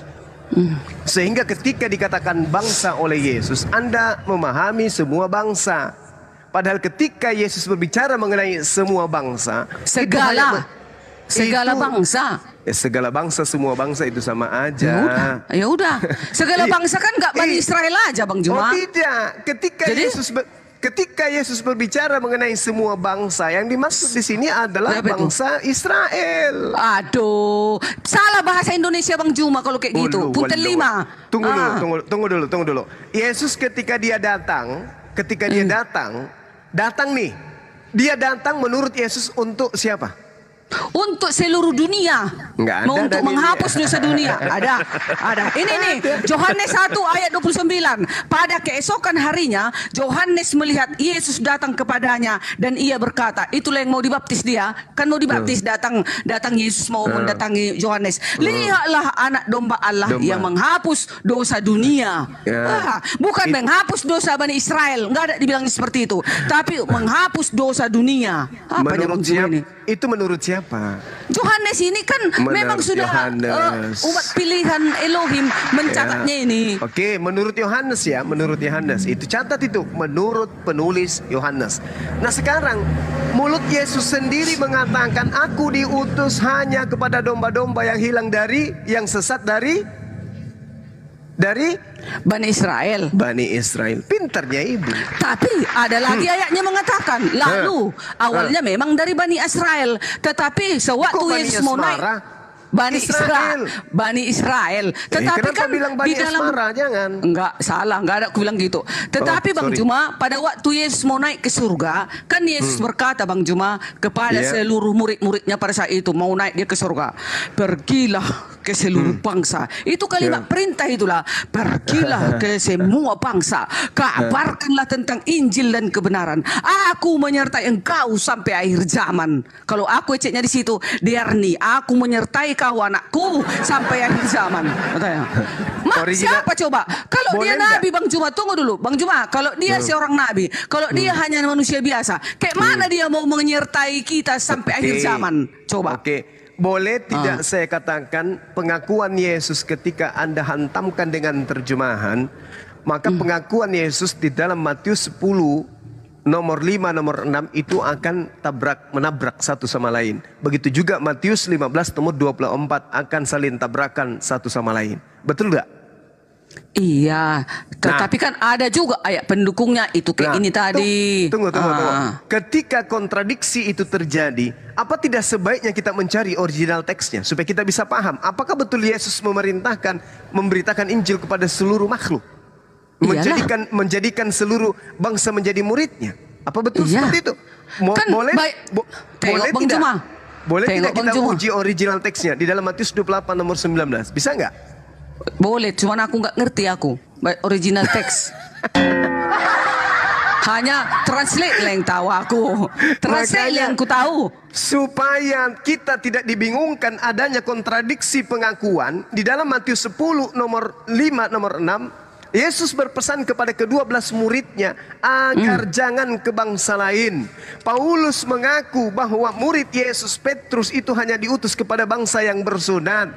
Kemudian Yesus sendiri mengaku Yohanes 15:24, aku diutus hanya kepada domba yang hilang dari Bani Israel. Supaya tidak kontradiksi, maka Matius 28 nomor 19 ini harus kita selidiki. Benarkah demikian adanya? Ternyata Udah? ketika kita melihat original teks daripada Matius 28 nomor 19, di situ bunyi terjemahan yang sebenarnya adalah jadikanlah murid semua bangsa muridku. Nah. Ada lagi pendukung yang lain. Ini tunggu dulu. Jadikanlah murid semua ras muridku. Baptislah mereka dalam nama Bapa, Yesus dan Roh Kudus. Sekarang menurut Bu Darni, ketika dikatakan jadikanlah murid semua ras muridku, siapa aja yang mau dijadikan murid di situ?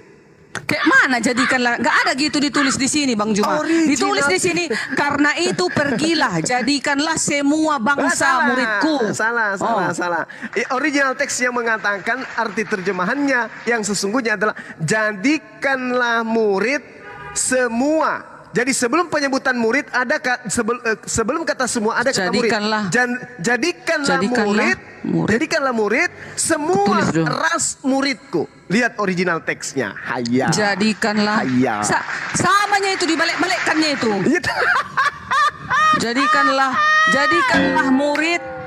Jadikanlah murid semua bangsa gitu. Semua ras muridku. Ya udah semua ras berarti maksudnya suku Batak, suku Jawa, suku Minang, suku Cina, suku Minangkabau, semua itu. Baik. Sekarang Bu Darni, saudariku yang baik hati, ras murid Yesus itu ras apa saja? Ya pada saat itu ya Bani Israel aja lah. Ya Bani Israel. Ada berapa ras? Ada berapa satu. Bani Israel 1. 12. Oh, nah sekarang sekarang mari kita lihat di dalam Matius 10 nomor 5. Nomor Matius 6. 10. Iya. Bisa enggak 10 nomor kita 6 bacakan? Iya. Apa yang dikatakan kemudian? Ke-12 murid diutus. Bang Juma. Ke-12 murid itu sabar saudara kita. Bukan masuk jangan Bang Juma memutar balik fakta ya. Jangan memutar balik Alkitab itu Bang Juma. Tambah nanti banyak dosamu Bang Juma. Saudariku kan gini.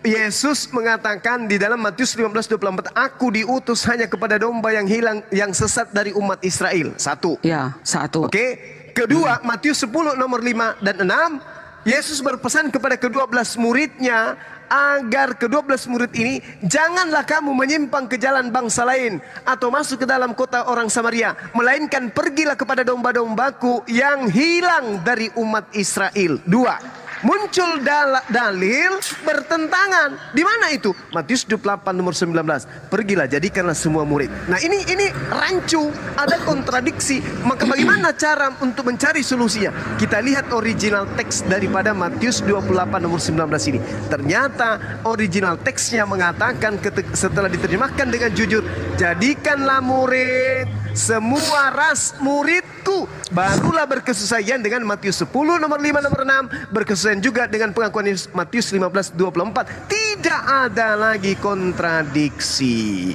Gitu Bu Darmi. Nah, sekarang kita baca lagi Kisah Para Rasul 1 ayat 8.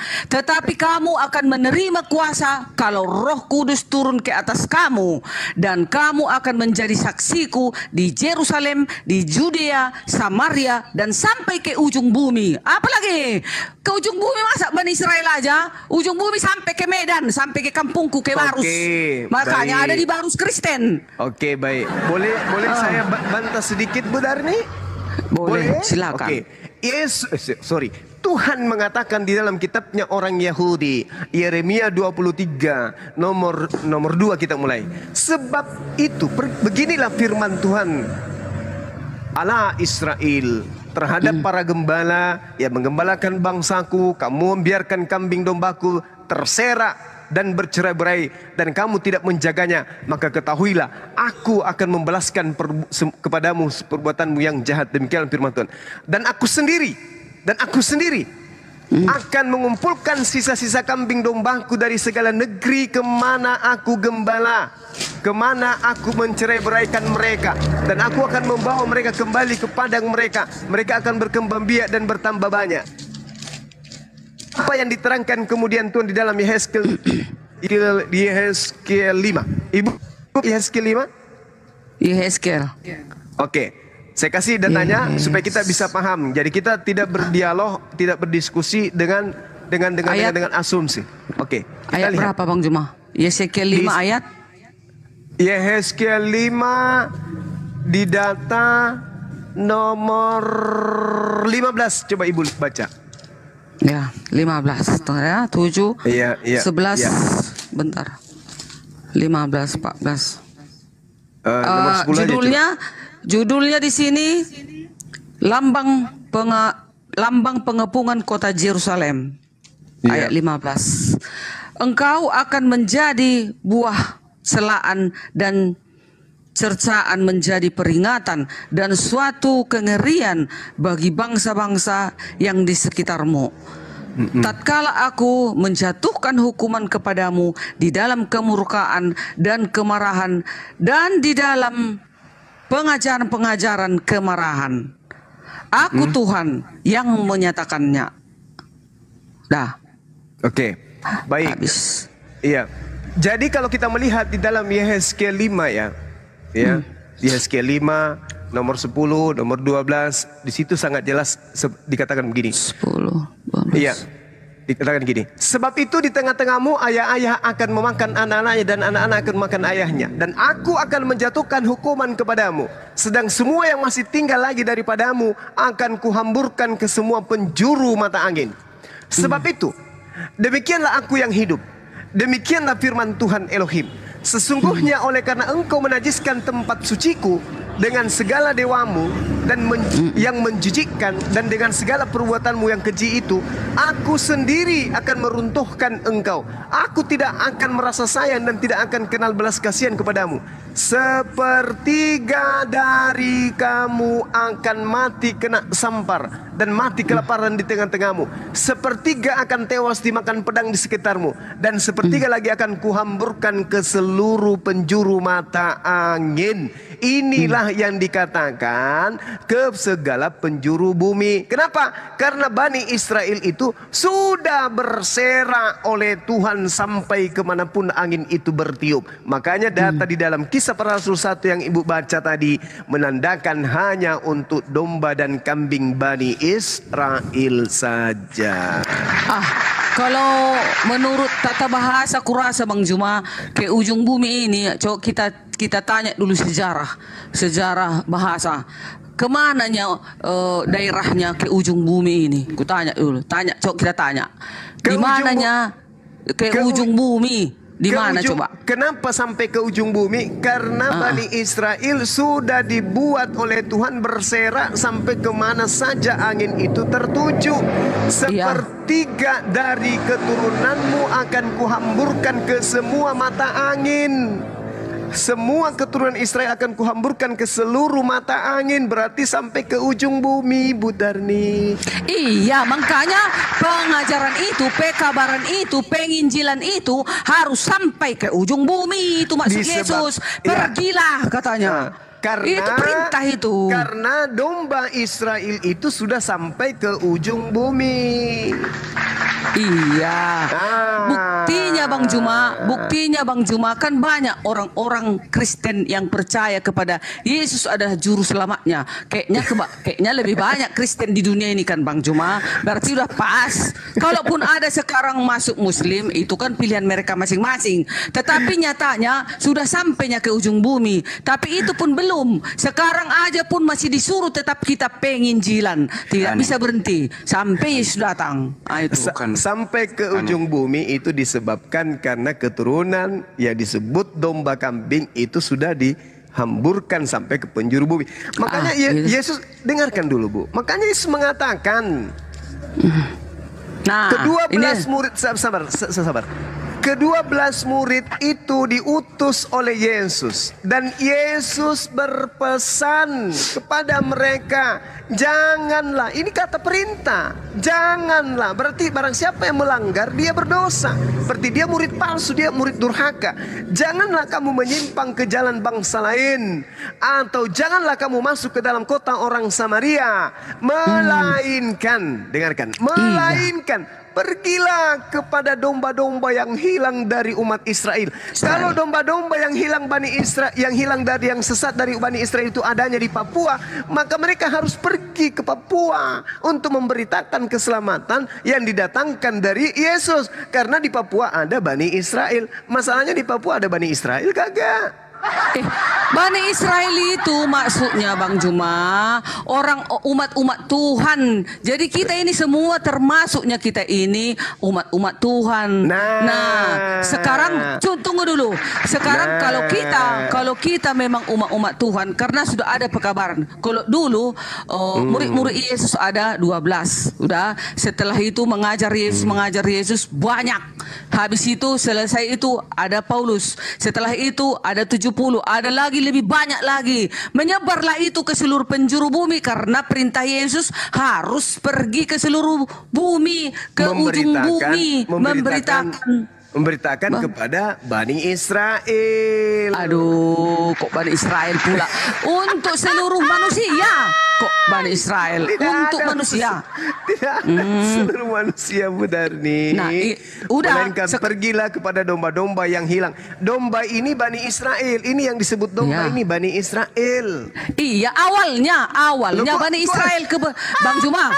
Awalnya kebenaran itu kan datangnya di Bani Israel kan. Yesus datangnya awalnya kan di sana di Israel. Makanya sewaktu dia pergi, Yesus kan sudah bakalan akan tahu, akan disebarkan pekabaran ini kemana saja pun. Makanya ada penginjilan. Awalnya memang kuakui Bang Juma, awalnya ya di Bani Israel pekabaran itu. Setelah itu disuruh mengabar, disuruh pergi. Itu kalau kalimat pergi itu kalimat perintah loh Bang Juma. Makanya di setiap ibadah kami juga, kami itu kalau tidak penginjilan nol. Mati iman kami kalau nggak penginjilan. Nah, makanya percaya tidak Bu Darni kalau Yesus pernah berpesan waspadalah kepada serigala yang menyamar domba?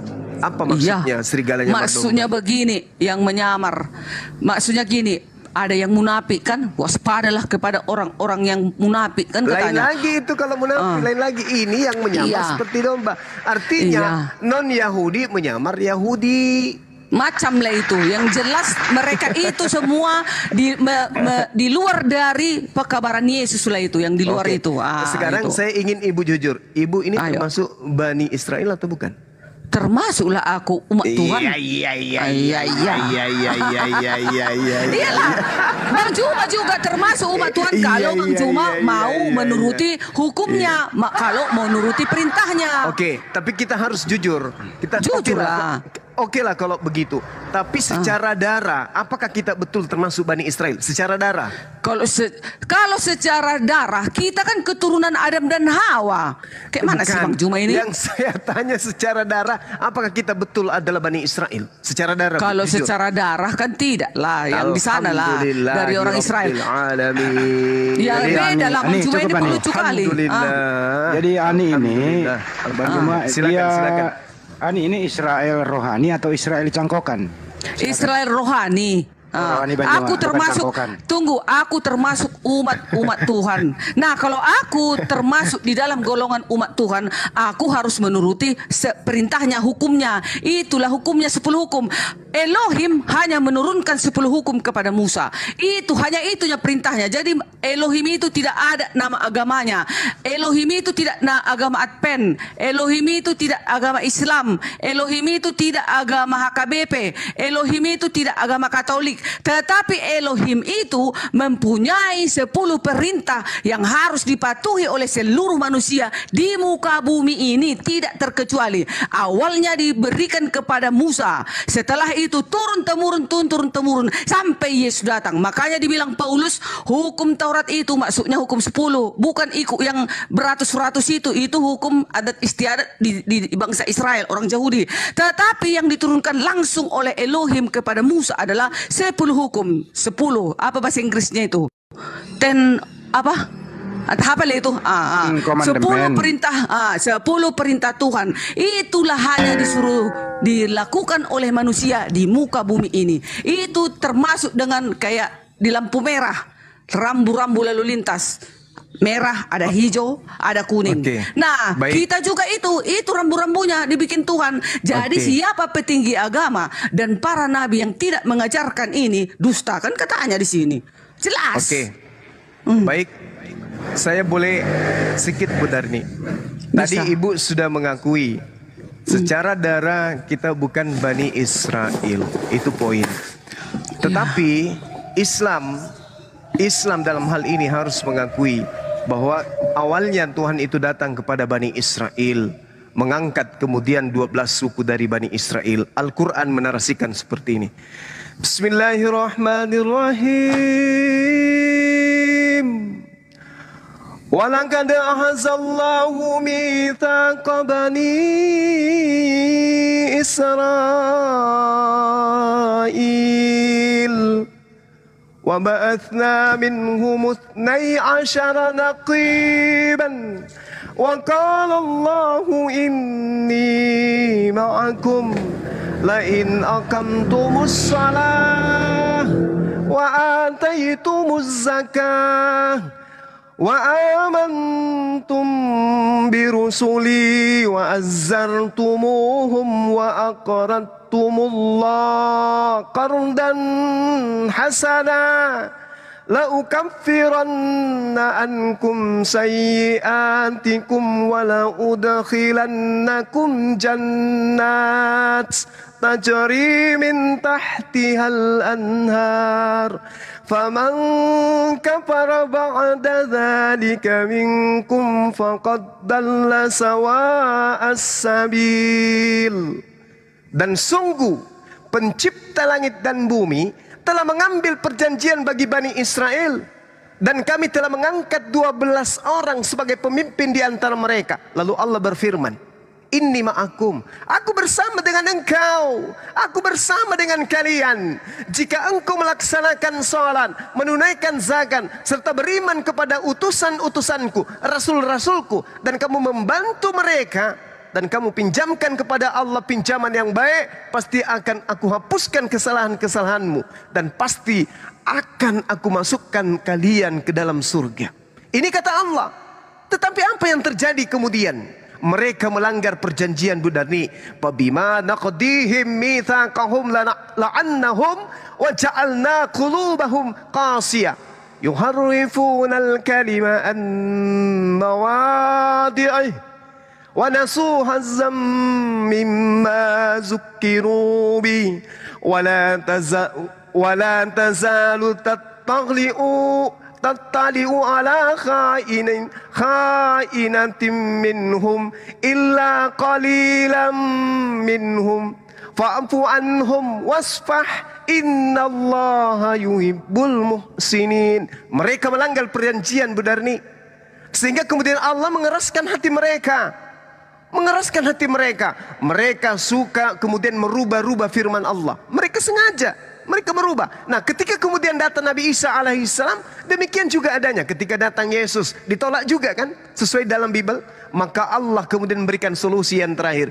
Ya ahlal kitab, qad ja'akum rasuluna yubayyinu lakum katsiran mimma kuntum tukhfuna minal kitab wa ya'funa an katsir.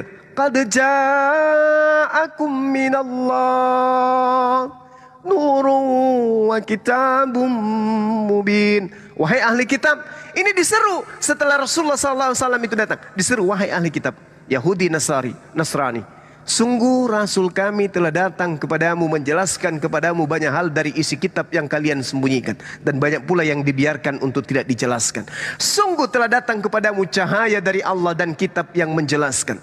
Yahdi bihillah manittaba'a ridwanan subulan salam wa yukhrijuhum minaz zulumati ilan nuri biizni wa yahdihim ila siratim mustaqim. Dengan kitab Al-Quran itulah Allah memberi petunjuk kepada manusia yang mengikuti keridaannya kepada jalan keselamatan.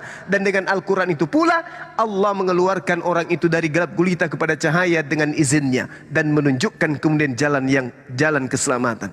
Ini solusi terakhir. Maka Allah mengatakan, laqad kafara alladziina qalu innallaha huwal masihu ibnu Maryam. Kafirlah orang, sungguh telah kafir orang yang berkata sesungguhnya Tuhan itu adalah Isa Al-Masih atau Yesus Kristus. Kafir. Nah, sedangkan ketika saya tanya ke Ibu Darni, apakah kita ini adalah benar-benar Bani Israel dalam hal darah? Ibu mengatakan bukan. Tapi ibu mengatakan kita adalah Bani Israel rohani.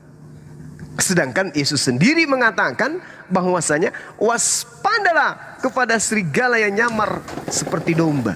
Nah, kita ini bukan Bani Israel. Yang disebut domba itu adalah Bani Israel. Yeremia 50 nomor 17. Bani Israel itu adalah domba. Kita bukan Bani Israel, kita bukan domba. Karena kita bukan domba, kita bukan Bani Israel, ngaku-ngaku sebagai domba, maka kitalah kemudian yang disebut serigala nyamar domba itu, Bu Darni. Bang Juma. Nah, kalaupun Bang Juma tidak mau dikatakan Bani Israel, terserah. Memang iya, kita ini bukan Bani Israel, tetapi kita Israel rohani. Udah? Jadi kalau kita mau termasuk di dalam klub Israel rohani, maka kita sebagai manusia harus wajib menuruti segala perintah-perintah Elohim tadi. Udah? Kalau kami termasuk umat Israel, umat Masehi Advent hari ke-7 yang menguduskan hari Sabat sesuai dengan perintah Elohim. Hukum keempat menguduskan hari Sabat dan seterusnya, dan melakukan segala yang diinginkan oleh Elohim. Contoh, segala hatiku ini harus kusunat dari segala bentuk kejahatan agar aku bisa masuk ke dalam rumah ibadahnya. Nah, jadi makanya sampai ke ujung bumi lah pekabaran tentang ajaran Elohim tadi, yaitu melakukan kebaikan dan kebenaran. Nah, di dalam Yesaya 48 ayat 20, keluarlah dari Babel. Lah, ini Elohim yang mengatakannya, keluarlah dari Babel. Larilah dari Kasdim, beritakanlah dengan suara bersorak-sorai, dan kabarkanlah hal ini, siarkanlah itu sampai ke ujung bumi, ya, sampai ke ujung bumi. Katakanlah Tuhan telah menebus Yakub hambanya. Udah? Nah, Yesaya 49 ayat 6, tetapi aku akan membuat engkau menjadi terang bagi bangsa-bangsa, supaya keselamatan yang daripada aku sampai ke ujung bumi, sampailah ke tanah karo, ke pancur batu. Betul, sekarang aku sudah menerima Yesus adalah juru selamatku, dan sudah seupaya tenagaku melakukan 10 perintahnya tadi, dan mempercayai dan mengimani bahwa Yesuslah Tuhan dan juru selamatku. Harus kembar dia. Hukum 10 dan percaya kepada Tuhan Yesus dan Juru Selamatmu, yakinlah tidak ada penghukuman atasmu, Bang Juma. Itu dia Roma 1 ayat 8. Di dalam Yesus tidak ada penghukuman. Makanya kalaupun melakukan 10 hukum, menolak Yesus Juru Selamatnya, nol. Iman tanpa perbuatan adalah mate. Gitu ya, gitu dia. Jadi harus sudah di dalam Yesus melakukan lagi hukumnya. Nah, itulah dia, tidak ada hukum bagiku. Nah, itu dia Bang Juma. Roma 1 ayat 8. Ada dalil, tidak hoax. Gitu loh. Oke. Jadi sekarang ini betul-betul Yesus minta kepada murid-muridnya yang asli agar waspada kepada serigala yang nyamar seperti domba. Inilah yang dimaksud. Ibu mencoba untuk mengambil narasi-narasi tentang penyampaian berita keselamatan dari kitabnya orang Yahudi Perjanjian Lama, lalu Anda sisipkan Yesus di situ sebagai keselamatan itu. Jadi dua ajaran Anda kawinkan, ajarannya Yahudi dan ajarannya non-Yahudi. Anda kawinkan, lahirlah kemudian produk bernama Yesus bagi juru selamat. Padahal sebenarnya umat Islam tadi saya membacakan ayat. Tuhan datang kepada Bani Israel. Itu adalah keselamatan yang harus diberitakan ke ujung bumi. Tuhan datang kepada Bani Israel, memilih 12 suku Bani Israel, kemudian mendatangkan para nabi kepada Bani Israel. Itu yang wajib diberitakan sampai ke ujung bumi. Tetapi bukan menyembah Yesus. Menyembah Yesus ini beda. Menyembah Yesus ini muncul dari Roma lah, Efesus lah, Galatia lah. Ini semua adalah ajaran orang Farisi yang diberitakan kepada orang non-Yahudi, yang ibu jadikan dasar pijakan menjadikan Yesus itu sebagai Tuhan. Sedangkan keselamatan yang dimaksud dalam Perjanjian Lama itu tidak ada Yesus di situ. Gak ada Yesus. Yang datang kepada Bani Israel untuk diberitakan adalah Elohim, yang datang kepada Abraham, Ishak dan Yakub. Dan itu diberitakan melalui Al-Quran. Bagaimana Al-Quran menceritakan tentang Tuhan yang datang kepada Bani Israel. Ya Bani Israel, inni Rasulullahi ilaikum musaddiqan lima baina yadai minat Taurah wa mubashiran birasuli yati min ba'di ismuhu Ahmad falamma ja'ahum bil bayyinati qalu hadha sihrun mubin. Dalil-dalil itu sangat jelas. Bagaimana kemudian Al-Quran menarasikan Allah datang kepada Bani Israel, memberikan keselamatan kepada Bani Israel, mengangkat nabi-nabi dan rasul kepada Bani Israel, memberikan kitab kepada Bani Israel. Malah Allah mengatakan inni ma'akum, pencipta langit dan bumi bersama dengan Bani Israel. Itu harus diberitakan, itu harus. Tetapi tidak ada hubungannya menyembah ujung-ujungnya kepada Yesus. Inilah yang dikatakan waspadalah kepada serigala yang nyamar seperti domba. Domba adalah Bani Israel. Satu-satunya agama di atas muka bumi ini yang bukan Bani Israel tapi ngaku Bani Israel hanyalah Kristen. Sekarang kita cari siapa serigala yang nyamar Bani Israel. Hindu mungkin? Bukan. Buddha kali? Bukan. Islam kali? Bukan. Satu-satunya adalah Kristen. Mereka dengan segala macam upaya Israel cangkokan. Semalam saya berdiskusi, ada yang mengatakan kami adalah Israel cangkok. Malam ini kita Israel rohani. Mana yang benar ini? Israel cangkok, Israel rohani, Israel entah apa-apanya semua. Yang penting bisa nyamar. No. Justru itu memberikan kekuatan kepada kami umat Islam. Ketika harus waspada, maka yang harus diwaspadai adalah Yahudi yang hidungnya pesek, yaitu mereka yang nyamar-nyamar seperti domba, tapi sebenarnya mereka adalah serigala. Demikian benar, silakan. Nah, tadi kan Bang Juma bilang dua ajaran Anda kawinkan, Yahudi dan non-Yahudi. Dan Bani Israel dan Yahudi tidak ada menyembah Yesus. Kan kayak gitu kan. Nah, memang di dalam Perjanjian Lama tidak ada nama Yesus di sana. Tetapi tetap Elohim itu. Makanya kan dikatakan di dalam Yesaya 43 itu, Yesaya 43 ayat 11, 12 dan 13. Akulah Tuhan dan tidak ada juru selamat selain daripada aku. Ayat 13. Juga seterusnya, aku tetap dia juga. Aku tetap Yesus itu juga. Itu maksudnya di sini katakan. Makanya kenapa sampai-sampai malaikat Elohim mengabarkan kepada Maria bahwa akan datang Tuhan dan Juru Selamat. Kalau memang hanya Elohim itu Tuhan dan Juru Selamat, seharusnya enggak dong dikabarkan Elohim, dikabarkan malaikat Elohim itu. Itu kan perintah Elohim itu. Disuruhnya malaikatnya mengabarkan kepada Maria, engkau akan melahirkan seorang anak, Juru Selamat Tuhan di kota Daud. Nah, di dalam Yesaya Elohim sudah mengatakan, akulah Tuhan, akulah Juru Selamat. Tidak ada Juru Selamat yang lain selain daripada aku. Yes, sama. Makanya didatangkan lagi Yesus, Juru Selamat yang di perjanjian baru, dia tetap itu juga, aku tetap dia juga katanya. Jadi Bang Juma, kami ini umat Kristen hanya meneruskan estafet dari perjanjian lama, perjanjian baru. Sejarahnya pun teratur, mulai dari Kejadian sampai Wahyu, mulai penciptaan langit dan bumi, dan kedatangan Nabi, dan terus turun-temurun sampai Yesus, sampai akhir zaman nanti. Dan siapa yang akan datang nanti juga dari kelak, kan hanya Yesus. Itu hebatnya kitab suci kami ini, semua teratur, dan yang akan datang dan yang akan kami nantikan.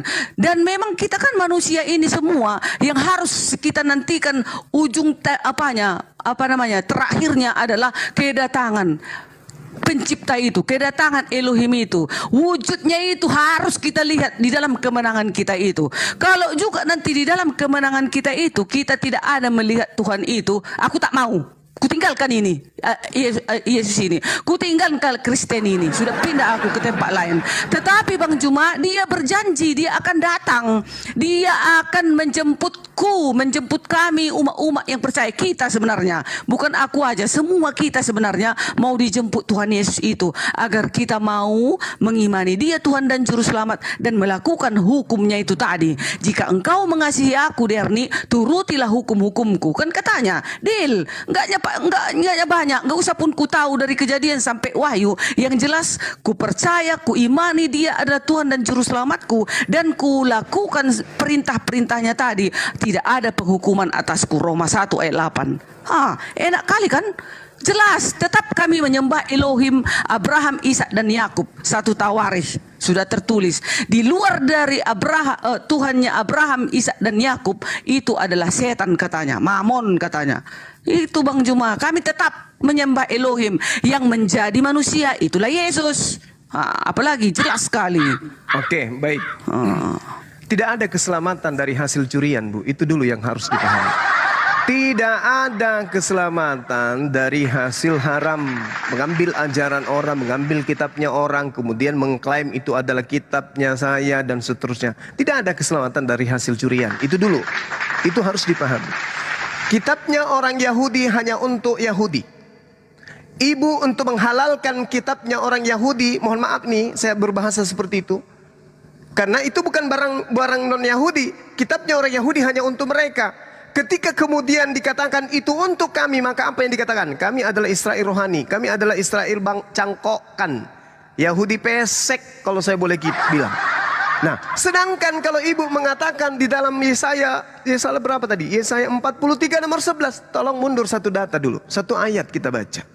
Apa yang dikatakan? Kamulah saksi-saksiku, demikianlah firmanku, wahai hambaku yang telah kupilih, supaya kamu tahu, supaya kamu percaya, supaya kamu mengerti, aku tetap dia, sebelum aku tidak ada Tuhan yang dibentuk, dan sesudah aku tidak ada Tuhan yang dibentuk lagi. Tiba-tiba abad pertama di konsili Nikia, di abad ketiga, ada Tuhan yang dibentuk dalam rupa manusia bernama Yesus. Di dalam data yang ibu ambil, Yesaya 43 nomor 11, akulah Tuhan, tidak ada juru selamat selain daripada aku. Oh, itu adalah Yesus. Oke, kita tanya Yesus, bisakah kamu menyelamatkan manusia dari dirimu sendiri? Oh tidak Bang Suma, kok bisa? Baca Yohanes 5 nomor 30. Aku tidak dapat berbuat apa-apa dari diriku sendiri. Katanya juru selamat. Katanya juru selamat. Kok nggak bisa berbuat apa-apa dari dirinya sendiri? Ini juru selamat dari mana ente? Lalu kemudian di dalam Yohanes 8 nomor 42. Aku datang bukan atas kehendakku sendiri. Katanya kamu sendirilah juru selamat itu yang datang. Iya, aku datang bukan atas kehendakku. Sang juru selamat itu yang mengutus aku untuk memberitakan ajaran keselamatan itu seperti apa. Makanya aku mengatakan, akulah kebenaran, akulah jalan, akulah kebenaran, akulah hidup. Tidak ada yang sampai kepada sang juru selamat kalau tidak melalui aku. Berarti aku ini adalah jalan menuju kepada sang juru selamat ini. Bagaimana sang selamat ini menyelamatkan? Juru selamat ini menyelamatkan Bani Israel dengan cara memberitakan firman sang juru selamat kepada Bani Israel. Kita lihat, sang juru selamat apakah bekerja hanya di Bani Israel? Tidak. Juru selamat itu bekerja setelahnya. Yang dibihillah manittaba'a ridwanahu subulan salam wa yukhrijuhum minaz zulumati ilan nuri biisni wa yahdihim ila siratim mustaqim.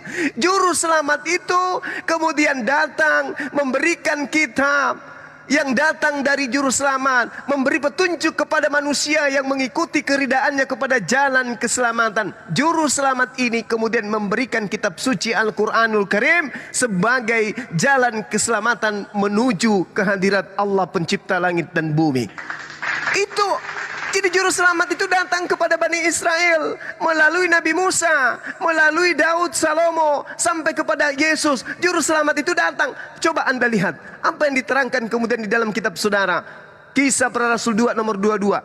Untuk itulah, dengarkanlah wahai Israel, untuk itulah Yesus. Yang kumaksud adalah Yesus yang ditentukan oleh pencipta langit dan bumi sebagai perantara bagi Bani Israel untuk Tuhan melakukan mujizat, tanda-tanda dan kekuatan melalui perantaraan Yesus yang dilakukan oleh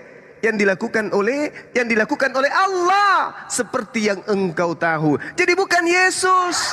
Yesus hanya perantara, Yesus hanya utusan, Yesus hanya nabi. Makanya di Al-Quran, aku membangkitkan orang mati dengan izin Allah, aku membuat orang buta melihat dengan izin Allah, aku kemudian membuat orang lumpuh sembuh dengan izin Allah. Begitu juga di dalam kitab saudara. Aku tidak dapat berbuat apa-apa dari diriku sendiri. Apa yang aku lakukan, apa yang aku kerjakan adalah apa yang diperintahkan oleh Tuhan untuk aku katakan dan aku lakukan di tengah-tengah Bani Israel. Yohanes 5 nomor 36. Selesai perkara ini sebenarnya. Yesus itu adalah juru selamat. Kenapa? Karena dia adalah utusan sang juru selamat. Yesus juru selamat, tapi bukan sang juru selamat. Dia dikatakan sebagai juru selamat karena diutus oleh sang juru selamat. Tidak ada juru selamat selain daripada pencipta langit dan bumi. Saya teruskan sedikit lagi. Akulah yang memberitahukan, akulah yang menyelamatkan, dan akulah yang mengabarkan. Bukan ilah asing yang ada di antaramu. Kamulah saksi-saksiku. Demikianlah firman Tuhan. Akulah Allah. Juga seterusnya, aku tetap Allah dan tidak ada yang dapat melepaskan dari tanganku. Ini jelas ini, aku melakukannya, siapakah yang dapat mencegahnya? Beginilah firman Tuhan penebusmu yang maha suci, Elo Israel subhanahu wa ta'ala. Gak ada masalah dengan data ini. Yang masalah adalah ketika ilahnya Bani Israel Anda ganti menjadi manusia, bayi yang lahir di kandang domba. Oke, silakan. Aku ya Bang Juma. Yesaya 29. Tadi kan Bang Juma bilang tidak ada keselamatan dari hasil curian. Kami nggak mencuri. Kak Kristen itu meneruskan estafet dari perjanjian lama. Karena Kejadian sampai Wahyu itu berkesinambungan, tidak putus-putus, bersambung. Udah. Bisakah Yesus menyelamatkan manusia? Wah, udah dia dibilang Elohim, dia adalah juru selamat, dia akan lahir, malaikatnya yang mengabarkan kepada Maria. Yesaya 25 ayat 9. Pada waktu itu orang akan berkata, sesungguhnya inilah inilah Allah kita yang kita nanti-nantikan. Pada waktu itu manusia akan setiap orang yang percaya kepadanya tidak binasa, melainkan memperoleh hidup yang kekal. Yang tidak percaya, maksudnya yang tidak percaya kepada Yesus adalah Tuhan, akan binasa, Bang Juma, akan binasa. Yohanes 10 ayat 28. Dan aku memberikan hidup yang kekal kepada mereka, dan mereka pasti tidak akan binasa sampai selama-lamanya, dan seorang pun tidak akan merebut mereka dari tanganku. Yohanes 14 ayat 2. Di rumah Bapakku banyak tempat tinggal, sebab aku pergi ke surga untuk menyediakan tempat bagimu. Siapa nabi berani berkata seperti itu? Tidak ada, kecuali siapa? Penguasa itu yang menyediakan tempat, karena rumahnya di surga sana. Maka dia berani berkata, aku akan menyediakan tempat bagimu di hari Juma. Makanya kau percayalah kepada aku sebagai juru selamat, katanya. 2 Petrus 3 ayat 9. Yesus menghendaki supaya jangan ada yang binasa, melainkan supaya semua orang bertobat. Di Roma 8 ayat 1. Demikianlah sekarang tidak ada penghukuman bagi mereka yang ada di dalam Kristus Yesus. 1 Petrus 1 ayat 5. Yaitu kamu yang dipelihara dalam kekuatan Allah. Kamu karena imanmu, sementara kamu menantikan keselamatan yang telah tersedia untuk dinyatakan kepada akhir zaman, katanya. Jadi yang menyelamatkan manusia nanti di akhir zaman adalah siapa? Kristus Yesus. Hanya Dia. Supaya dalam nama Yesus bertekuk lutut segala yang ada di langit dan yang ada di atas bumi dan yang ada di bawah bumi. Filipi 2 ayat 10 dan Filipi 2 ayat 11. Dan segala lidah mengaku Yesus Kristus adalah Tuhan bagi kemuliaan Allah Bapa. Nanti kelak akan semua manusia mengucapkan itu. Nah, makanya juga Yesus berkata, akulah kebangkitan dan hidup. Barang siapa yang percaya kepadaku, ia akan hidup walaupun ia sudah mati. Nah, mana ada para nabi berani berkata, akulah kebangkitan dan hidup. Bayangkan Bang Juma, kalau sudah berani dia berkata, akulah kebangkitan dan hidup, berarti dia nanti yang membangkitkan orang yang sudah mati akhir zaman. Hanya Dia. Mana ada para nabi? Cek and recheck. Kalau ada seluruh para nabi berani berkata, akulah kebangkitan dan hidup. No, tidak ada Bang Juma. Hanya Yesus Kristus itu. Itulah yang kita tunggu-tunggu. Hanya Dia yang datang, yang berhak menentukan keselamatan kepada setiap umat manusia. Begitu saya. Oke, baik. Terima kasih Bu Darni. Jadi saya katakan ini adalah hal yang menggelitik sekali ketika kemudian akal itu sudah mati, dikebiri, direndam, dirinso, kemudian diformalin sehingga dia tidak berfungsi lagi. Jasmani bertumbuh, akal menjadi kerdil. Yesus berkata, akulah yang menghakimi, akulah yang menciptakan, akulah yang membunuh, akulah yang membangkitkan, akulah. Ujung-ujungnya, aku tidak berkata-kata dari diriku sendiri. Apa yang aku katakan adalah apa yang diperintahkan Tuhan untuk aku katakan dan aku sampaikan. Cilaka. Halo. Gimana ceritanya ibu mematikan akal? Ketika Yesus berkata, Yohanes 12:49, aku Yesus tidak berkata-kata dari diriku sendiri. Apa yang aku katakan adalah apa yang diperintahkan untuk aku katakan dan aku sampaikan. Yohanes 14 nomor 24. Firman perkataan yang kau dengarkan dari mulutku, Bu Darni, bukan dari diriku tapi dari Bapa yang telah mengutus aku. Kenapa akal ini tidak bisa difungsikan? Kenapa? Yesus ini manusia. Aku tidak dapat berbuat apa-apa dari diriku sendiri. Apa yang aku katakan, apa yang diperintahkan. Jadi kalau Tuhan mengajarkan aku, Yesus, ya Tuhan, kau katakan kepada Bani Israel bahwa engkaulah Tuhan, tidak ada Tuhan selain engkau. Sabar.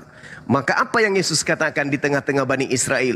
Wahai Bani Israel, aku inilah Tuhan, tidak ada Tuhan selain aku, maka sembahlah aku. Orang yang akalnya sehat tidak akan mungkin menyembah Yesus. Kenapa? Yesus sedang berakting menyampaikan firman Tuhan. Aku tidak berkata-kata dari diriku sendiri. Makanya dalam Yohanes 17 ayat 8 apa Yesus katakan? Segala firman yang kau berikan kepadaku telah aku sampaikan kepada mereka. Dan endingnya mereka percaya bahwa engkaulah yang telah mengutus aku. Berarti aku dipercaya oleh muridku sebagai utusanmu. Kalau serigala justru percaya akulah Tuhan itu sendiri. Salalalala. Ini dalilnya jelas, Bu. Makanya di dalam pengakuan Yesus, kalau Anda mengatakan mana ada nabi, salah Ibu. Harusnya mana ada Tuhan, jangan nabi. Kalau Ibu mengatakan mana ada nabi yang berkata akulah yang akan menghakimi, maka kami umat Islam akan balik, mana ada Tuhan mati dibunuh oleh manusia. Anda menyetarakan Tuhan Anda dengan nabi, sehat tidak Ibu? Harusnya Ibu menyetarakan dengan Tuhannya kami. Jangan menyetarakan dengan nabi. Karena jagoan Anda adalah Tuhan. Harusnya ada enggak Tuhan yang bisa demikian? Maka kami akan mengatakan, ada enggak Tuhan yang mati dibunuh selain Tuhannya Ibu Darni? Kan begitu poinnya, baru kita kemudian cocok. Mari kita kembali kepada Yohanes 12 nomor 48. Apa yang Yesus katakan di sana dalam bahasa original teks yang sebenarnya? Ingatlah, kata Yesus, ingatlah. Itu dalam bahasa Yunaninya. Kalau diterjemahkan dengan logika kita yang sebenarnya, maka Yesus sedang mengatakan kepada Bani Israel, ingatlah pada hari penghakiman, siapa saja yang menolak aku dan siapa saja yang menolak ajaran-ajaranku akan dihakimi oleh Allah. Ajaranku akan menjadi tolak ukur penghakiman mereka. Terjemahan ini kemudian direvisi, dirubah sehingga berbunyi, barang siapa menolak aku dan tidak menerima perkataanku, ia sudah ada hakimnya, yaitu perkataan yang telah kukatakan, itulah yang akan menjadi hakimnya pada akhir zaman. Berarti yang menjadi tolak penghakiman Yesus adalah firman yang diterima Yesus dari Tuhan. Itulah yang menjadi tolak ukurnya. Sekarang gini, ketika Yesus mengatakan, aku diutus hanya kepada domba-domba yang sesat dari Bani Israel, muncullah Bu Darni in the gang. Wah, berkumpul di hadapan Yesus. Ini domba dari mana ini? Oh, kami domba cangkokan. Oh, kami domba rohani. Apa pula istilah ada nih? Di mana itu muncul? Siapa yang ngajarin ini semua?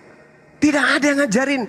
Domba cangkokan Israel rohani, itu tidak ada dalam pengajaran Bani Israel. Nggak ada. Malah ditertawakan kita kalau mendengar orang Yahudi mendengarkan itu. Maka pola yang menjadi penghakiman Yesus adalah ajaranku yang datang kepada Bani Israel yang kusampaikan menurut firman Tuhan, itulah yang akan menjadi hakimnya. Umat Islam akan dihimpun, orang Hindu dihimpun, Buddha dihimpun, ateis dihimpun, Kristen dihimpun, Katolik, Protestan semua dihimpun, Yahudi pun dihimpun. Kemudian apa penghakimannya? Pertama, Yesus mengatakan, pada hari penghakiman, siapa saja yang menolak aku dan ajaranku akan dihukum oleh Allah. Ajaranku akan menjadi tolak ukur bagi mereka. Yohanes 12:48. Yesus mengatakan, sabar, sedikit lagi, 30 detik. Yesus mengatakan, ajaranku ketika aku datang kepada Bani Israel adalah, aku mengajarkan diriku diutus hanya kepada domba yang sesat dari Bani Israel. Tolong, yang merasa domba dari Bani Israel keturunan Yakub, bergeser ke kiri. Bergeserlah semuanya Bani Israel yang ke-12. Ikutlah Bu Darni. Ini yang rohani Israel rohani ini. Mau kemana? Mau kemana ini Israel rohani? Gak ada anak rohaninya Yakub. Anaknya Yakub ada 12 anak. Yang keturunannya aja yang pindah. Kalian yang nyamar-nyamar, geser. Penghakiman kedua, Aku ketika datang kepada Bani Israel, aku mengajarkan Bani Israel menyembah hanya kepada Elohim. Ini yang hitam mukanya semua ini, ke belakang ini menyembah siapa kok mukanya hitam gini? Menyembah Yesus. Kamu semua pembuat kejahatan. Geser. Gak masuk Ibu Darni di sana. Kemana perginya orang Kristen yang menyembah Yesus ini? Mana polanya? Di mana Yesus pernah mengajarkan kepada Bani Israel sembahlah aku? Tunjukkan dalilnya. Tidak akan ada kecuali Elohim itu adalah Yesus itu sendiri. Dia adalah yang mengatakan tidak ada Tuhan selain aku. Aku menyelamatkan semuanya akan tunduk kepada kita. Loh, saya Yesus mengajarkan itu karena aku diperintahkan oleh Tuhanku untuk mengatakan itu. Sama seperti Nabi Musa ketika datang kepada Bani Israel, apa yang kata Nabi Musa katakan? Innani anallah la ilaha illa ana.